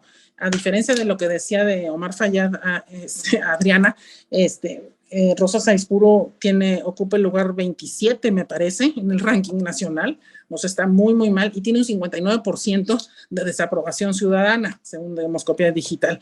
Entonces, su gestión ha sido mala. Tiene enfrentamientos con los maestros serios por pagos pendientes, según argumentan ellos.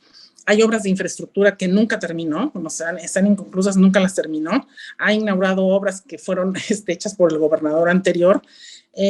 Hay un endeudamiento importante del gobierno, y bueno, están sufriendo los municipios el recorte del gasto federalizado que les aplicaron a los mal portados de la Alianza Federalista. Y para colmo de males, pues tampoco es santo de la devoción del presidente López Obrador. Entonces, su gestión es mala. Sin embargo, la crisis de Morena y sus aliados, creo que, y me parece un buen candidato, un candidato adecuado para las circunstancias actuales, pues permiten avanzar a esta coalición. Entonces, creo yo que yo quisiera hacer, en términos generales, y con esto concluiría, creo que sí es importante tener presente cuáles son las condiciones y las características de cada uno de los estados, y analizarlos en sus términos, pero también en el conjunto. Insisto, sobre todo si queremos pensar cómo es que se van a dar la elección o designación de candidatos en los distintos partidos, y las posibilidades de sobrevivencia que tengan las coaliciones. En el caso de la coalición PAN-PRI-PRD, pues todo indica que sí van juntos hasta ahora, pero también ahí resulta cada vez más importante la presencia de Movimiento Ciudadano, y a juzgar por las elecciones de este año, Movimiento Ciudadano está jugando sus cartas por su lado, aun cuando no necesariamente gane. La apuesta de ellos es muy alta, y bueno, ya ganó en gubernaturas, pues ya ganó en 2. Creo que el elemento también que hay que tener presente es la injerencia desde la presidencia, la injerencia del presidente López Obrador en estos procesos. Sí ha sido, me parece yo, determinante, ha sido muy, muy grande, y para mal, creo yo, pero bueno, esas son las condiciones. Creo que de esta manera es como se van a ir definiendo las elecciones del próximo año, y también de esta manera se van a definir las candidaturas para el siguiente año, porque además en el 2024, pues todavía ahí sí va a haber muchísimas más candidaturas, serán todas las que tengan que decidirse en el mismo momento. Y concluyo con esta idea. Creo que quienes hemos estudiado los procesos electorales desde bueno, desde que en México hay democracia, desde hace 45 años por lo menos que se aprobó la LOPE, como lo reflexionamos hace unas semanas, ¿verdad, Fernando? Desde entonces, las élites políticas locales han ido consolidándose y tienen un papel real, algo que antes no era importante. Los gobernadores eran designados desde la presidencia en los tiempos priistas, eran designados desde la presidencia, hacían carrera política en la ciudad, bueno, en el Distrito Federal, y después los mandaban de regreso a su estado, eran gobernadores un periodo, igual y regresaban, o ya no, o ya ahí se retiraban.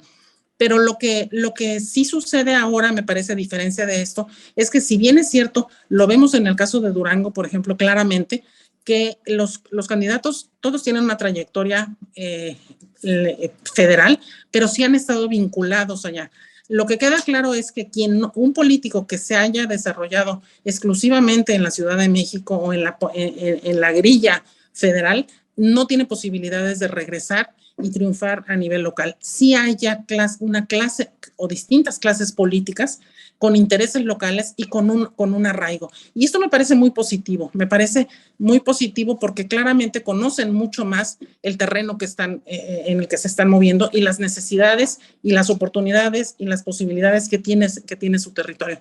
Creo que esto, en estos procesos, sí es de llamar la atención. En los procesos electorales de este año me parece que sí es de llamar la atención. Sí hay y cuestiones, por ejemplo, ahora sí prometo que con esto cierro, como las de inseguridad, que más o menos, ahora que mencionabas algo, René, si bien no ha habido casos muy graves en Durango, bueno, es una zona muy, muy insegura donde el narcotráfico, la delincuencia organizada tiene muchos intereses.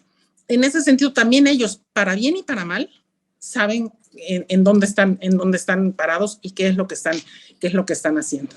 Pues muchísimas gracias. Muchas gracias por su intervención, doctora. Y pues les agradezco a los tres por las perspectivas que nos han compartido el día de hoy. Sin duda será interesante analizar y comparar los previews que nos han dado con los resultados de la votación que se va a llevar a cabo el próximo 5 de junio. Y bueno, ya para ir cerrando esta mesa, tenemos 3 preguntas generales que nos hicieron llegar de parte del público para profundizar en la información que nos compartieron. Entonces, ahorita les voy a leer las preguntas para que las vayan respondiendo en el orden en el que fueron participando, pero también les voy a invitar a que nos den una breve conclusión para ir cerrando la participación general de cada uno y cada una, por favor. Entonces, las preguntas son las siguientes. Considerando los resultados del ejercicio de revocación de mandato que hubo en cada estado, ¿los resultados para la elección a gubernaturas tendrán alguna influencia o efecto en las elecciones presidenciales de 2024? Esa es la primera pregunta.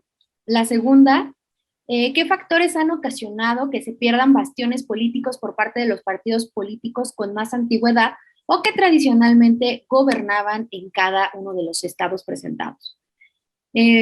La última es, en los 2 estados, uno de los factores que resalta más es el de la inseguridad. ¿Cómo influye en la ciudadanía a la hora de votar? ¿La participación puede llegar a ser menor o afecta más en cuanto a la coalición o partido por el cual el ciudadano o ciudadana votará? Entonces, esas son las 3 preguntas y bueno, le cedo la palabra a la doctora Adriana para que las responda y nos dé su conclusión. Adelante, por favor.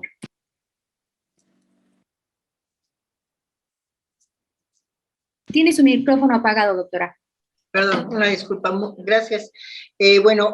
Pues por supuesto que sí observaremos una tendencia, o sea, una tendencia hacia qué partido estarían votando en las entidades, aunque yo, por lo que he visto en los últimos días y todo este asunto del problema del metro, de la línea 12 del metro, habría que ver al final quiénes si se quedan alguno de estos 2 candidatos como candidatos de Morena o qué suceda, porque realmente es claro el respaldo que hay frente al actual presidente, pero no sabemos al final quién vaya a ser el candidato de Morena y no tenemos muy claro si el actual respaldo hacia el presidente se traduzca en un respaldo hacia pues el candidato de Morena.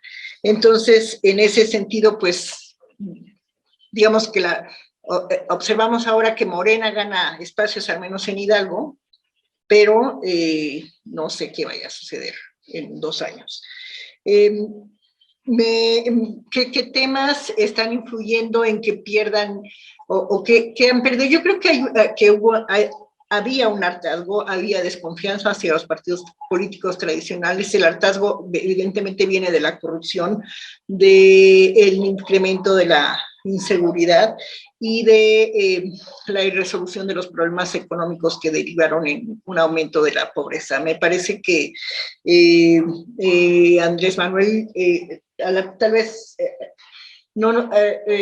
no tenga un proyecto económico de crecimiento del país claro, pero el apoyo, los programas sociales han sido clave en regresarle, entre comillas, la esperanza a un sector del electorado que finalmente pues es el sector mayoritario. Es decir, si andamos pensando que al menos el 50% de la población está en niveles de pues casi de pobreza, pues sí, él tiene gran parte de ese respaldo y sabemos que no es, pues baja un poco ya en las clases medias y bueno, más arriba menos. Entonces esos son los 3 factores determinantes. Actualmente, pues el único es decir, para el grueso del electorado, tal vez él haya trabajado, de este elector que él llama, digamos, el pueblo, ¿no? Él esté trabajando para la pobreza. No sé cómo perciban el asunto de la inseguridad.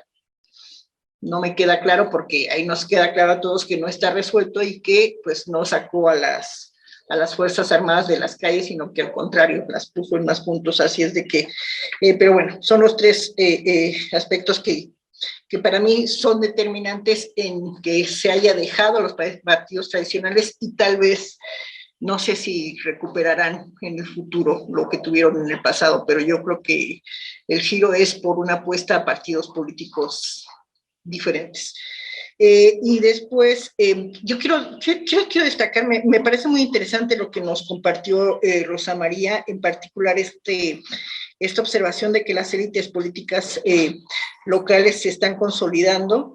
Y lo que sí me llama la atención es que, o sea, quisiera yo destacar que con las políticas de austeridad y la centralización de los recursos, y particularmente en materia de salud, me parece que les dejó poco espacio o redujo el espacio de maniobra, la ausencia de recursos, y creo que eso no les ha auxiliado. Creo que eso fue determinante de alguna manera en Hidalgo, aunque el gobernador pues trató de irse moderado, pues igual no tenía mucho para moverse. Creo que eso es determinante en la situación que está viviendo actualmente Hidalgo. Y por otro lado, cabe destacar que pues las candidaturas, por lo que se ve, se decidieron a nivel nacional con todo, y los arraigos de esa clase política, siento que fueron parte de la coalición y no decisiones de los gobernadores. No sé ahí qué nos podrían compartir.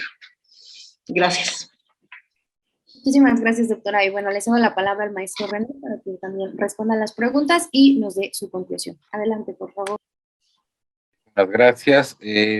Bueno, en primer lugar, sobre la influencia de la revocación de mandato en el Estado, bueno, parece ser, de acuerdo a lo que ya mencionamos, que no existe, digamos, cierta influencia que determine en cierto sentido los resultados de la próxima elección, y que también es algo muy importante que hay que señalar y que lo vemos precisamente con todas las dinámicas internas que se han desarrollado en el interior de la coalición de Juntos Hacemos Historia en Durango.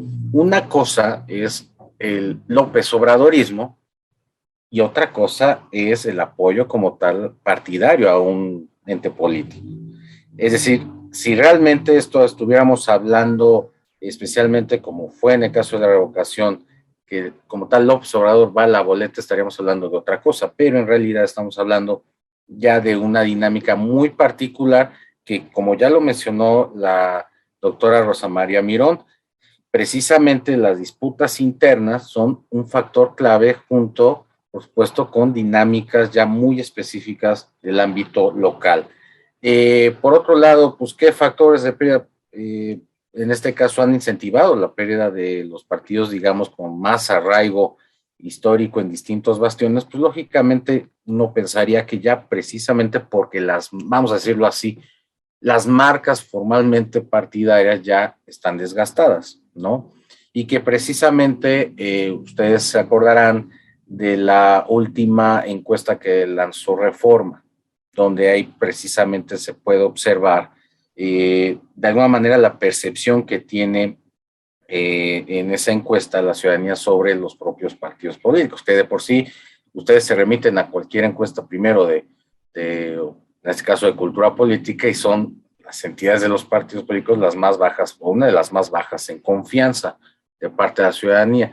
Y ya si lo vemos de manera específica por partido, precisamente, pues ya lo mencionó igual la doctora Adriana Báez, son los fenómenos, no cabe duda, de la corrupción, del combate a la inseguridad, del combate a la pobreza, donde ahí vemos que en efecto han sido poco efectivos, ¿sí?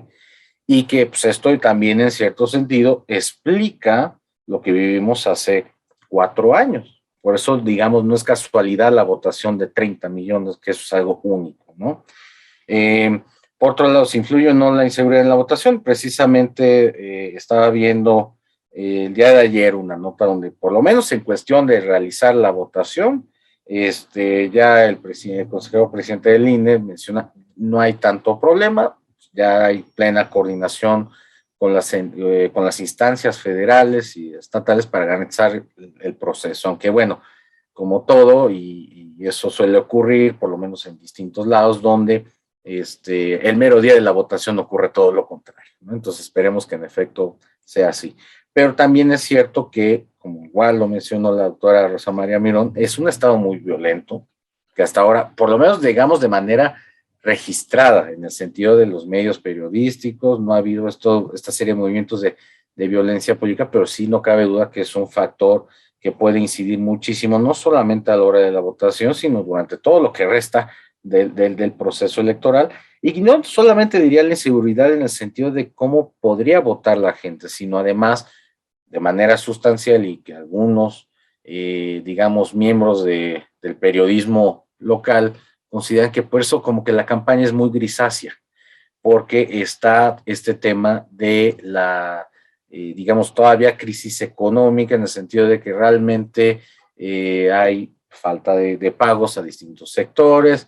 En este caso, podría decirse que, insisto, el próximo gobernador o gobernadora que pueda llegar, pues prácticamente se va a sacar, como dicen popularmente, la rifa del tigre, en el sentido de que va a haber poco margen de maniobra ante esta situación difícil de endeudamiento del Estado.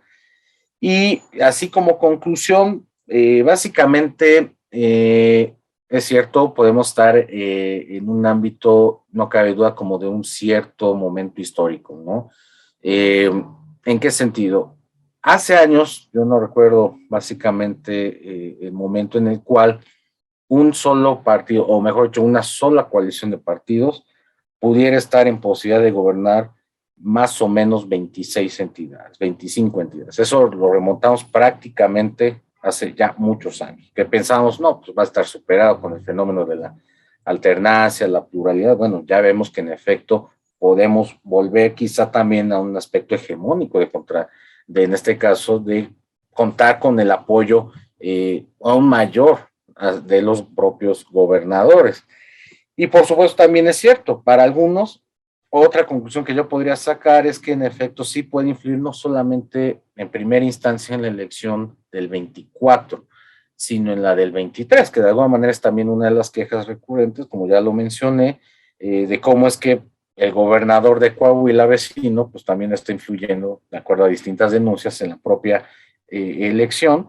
Y digo, no sé ahí si Adriana, la doctora Adriana Báez nos puede ahí señalar si de alguna manera también hay alguna cierta injerencia de el Estado de México en Hidalgo, precisamente porque son las dos entidades clave el año que viene. Se dice que el exgobernador le está llevando la campaña a la candidata de la coalición PRI-PRD. O sea, más bien Coahuila está metida en Hidalgo. Por ejemplo, ahí es otro caso, porque son los dos bastiones principales del PRI, más que Hidalgo, todavía más que Hidalgo, son los dos. Y por otro lado, yo diría la tercera conclusión es que ahora vemos que, en efecto, como de alguna manera podría decirse que Morena puede, en efecto, ya en rumbo al 24, ahorita vemos los datos, pues parecía que no podría haber alguna competencia real, vamos a decirlo así.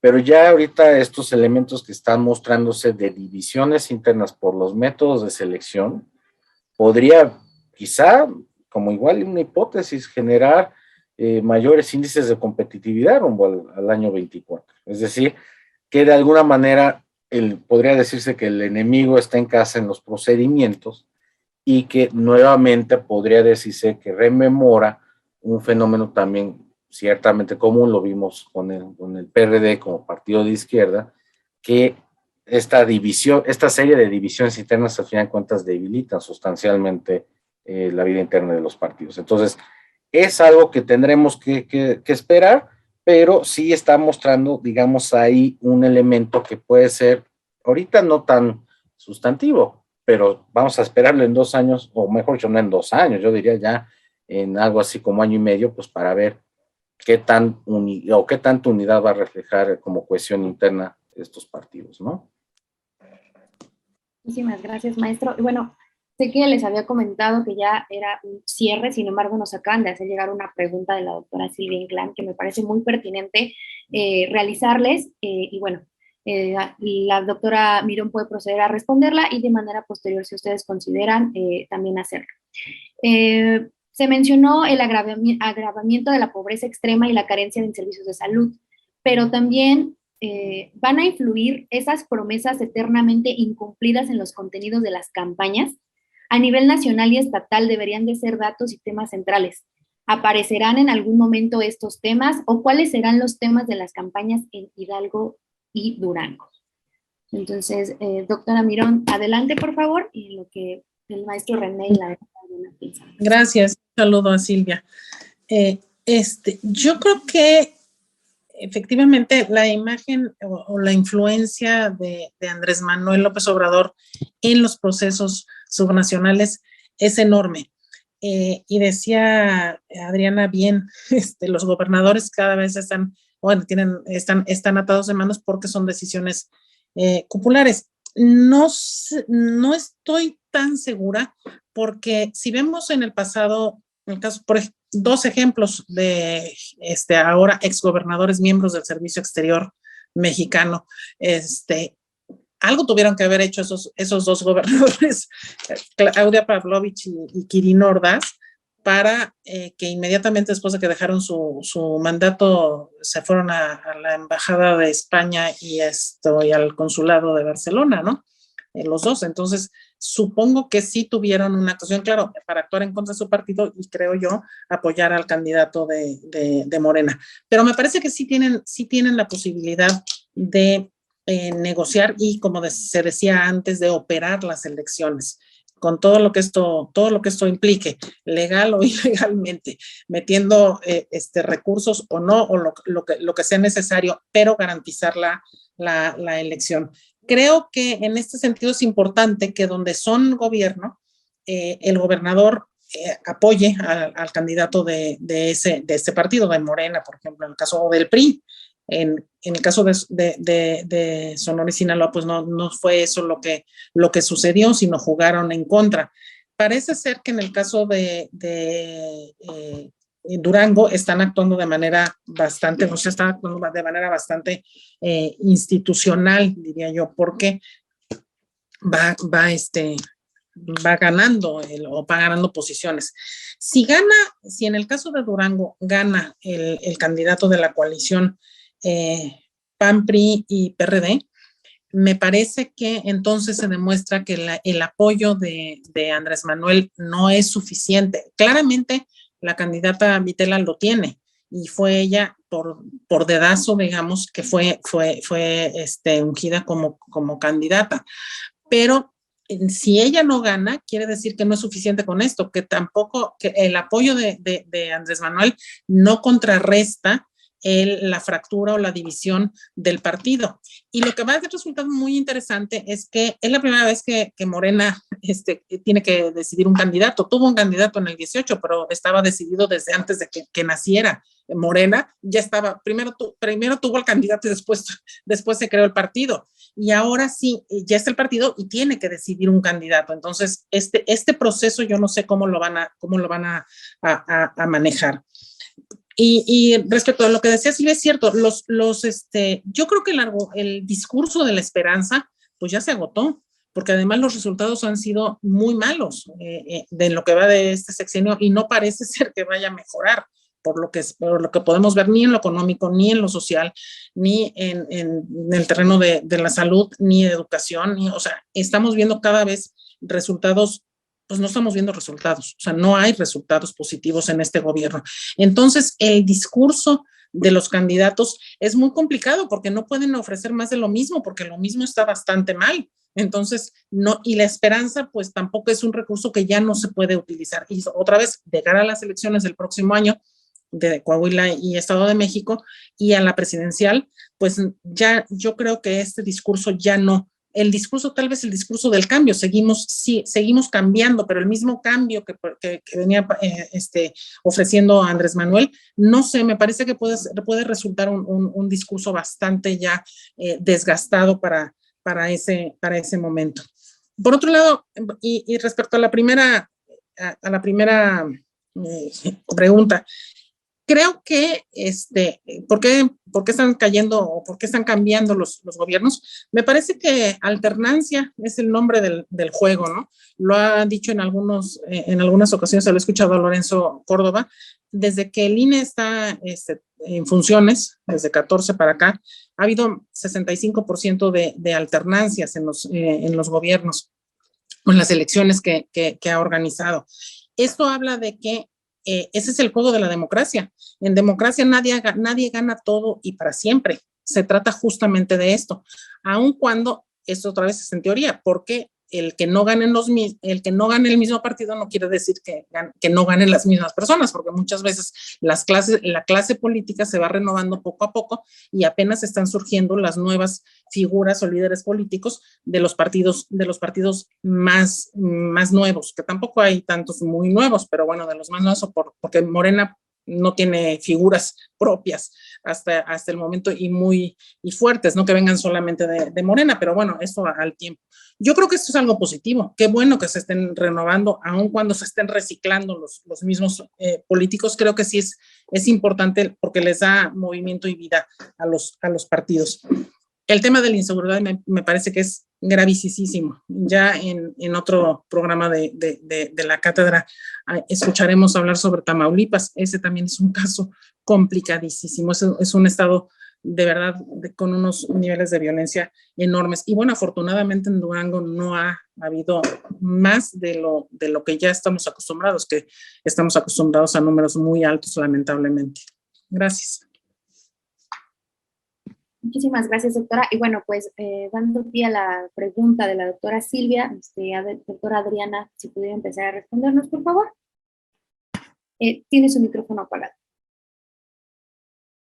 Perdón, la pregunta era si estaban los temas de la pobreza y la salud en las campañas. Pues yo, contrario a lo que comenta Rosa María, lo que observo en las propuestas, al menos lo que manejaron en el primer debate, las dos candidatas, las dos candidaturas puntero, observo que la candidata de la coalición PRI-PAN-PRD está retomando los temas, digamos, de la 4T y cambiándoles un poquito, ¿no? Tren Tolteca, ¿no?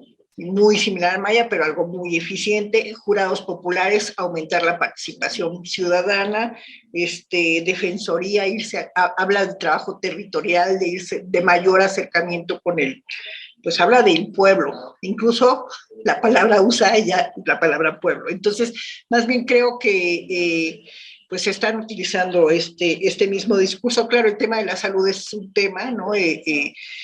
Que ha estado como, digamos, siendo un tema de la coalición actualmente opositora PRI-PAN-PRD, que ha estado usando parte por el manejo del del COVID, pero también todo este discurso de los niños con cáncer y demás, que con sinceridad yo no sé qué tantos apoyos les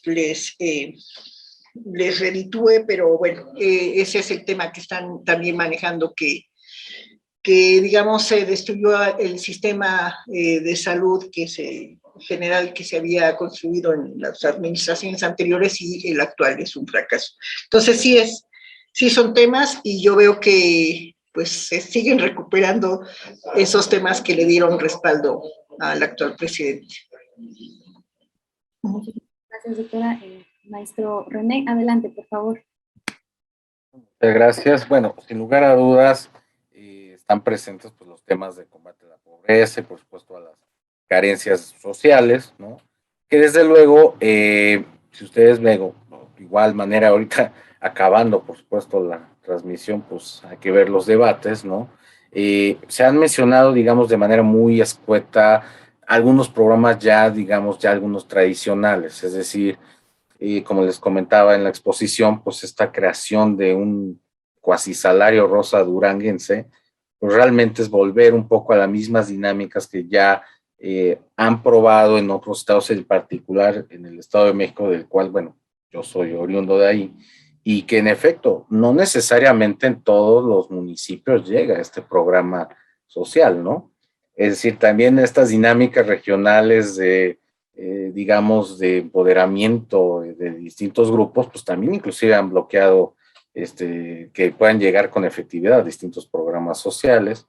Entonces, esto de alguna manera es importante señalarlo, más allá de lo que haga en efecto el gobierno federal, que, insisto, como ya lo han mencionado, ya este discurso de la esperanza que se traduzca realmente en acciones concretas, después de lo que en efecto se da de apoyos sociales, donde creo que estamos quedando un poco acotados, ¿no?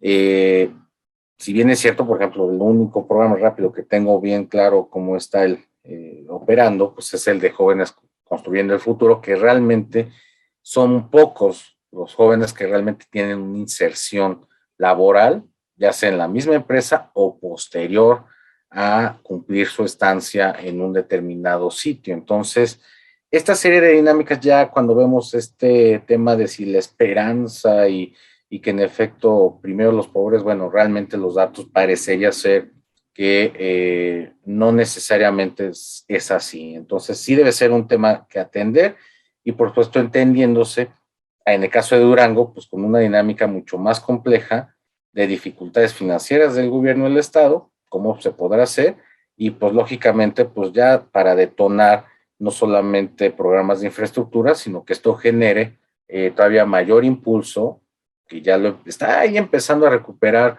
el nivel que tenía de empleos previo a la pandemia. Eso en Durango, pero ya sí lo vemos en todo el país, no en todos los estados sigue teniendo esta dinámica. Entonces, sin lugar a dudas, debería de influir. Vamos a esperar ya en la práctica qué tanto se puede realizar, ¿no? Bueno, pues muchísimas gracias a los tres. Agradecer sobre todo su participación, a la doctora Diana Báez, el maestro René López, la doctora Rosa María Mirón, y por supuesto también al maestro Francisco Morales y al doctor Fernando Castañeda, que nos acompañaron el día de hoy en esta sesión. Por supuesto también agradecer a nuestro público e invitarles a que nos acompañen en la segunda mesa de este seminario rumbo a las elecciones 2022, el próximo jueves 19 de mayo, donde se hablará de los estados de Aguascalientes, Quintana Roo y Tamaulipas. Muchísimas gracias a todos y a todas por acompañarnos el día de hoy y que tengan una excelente noche.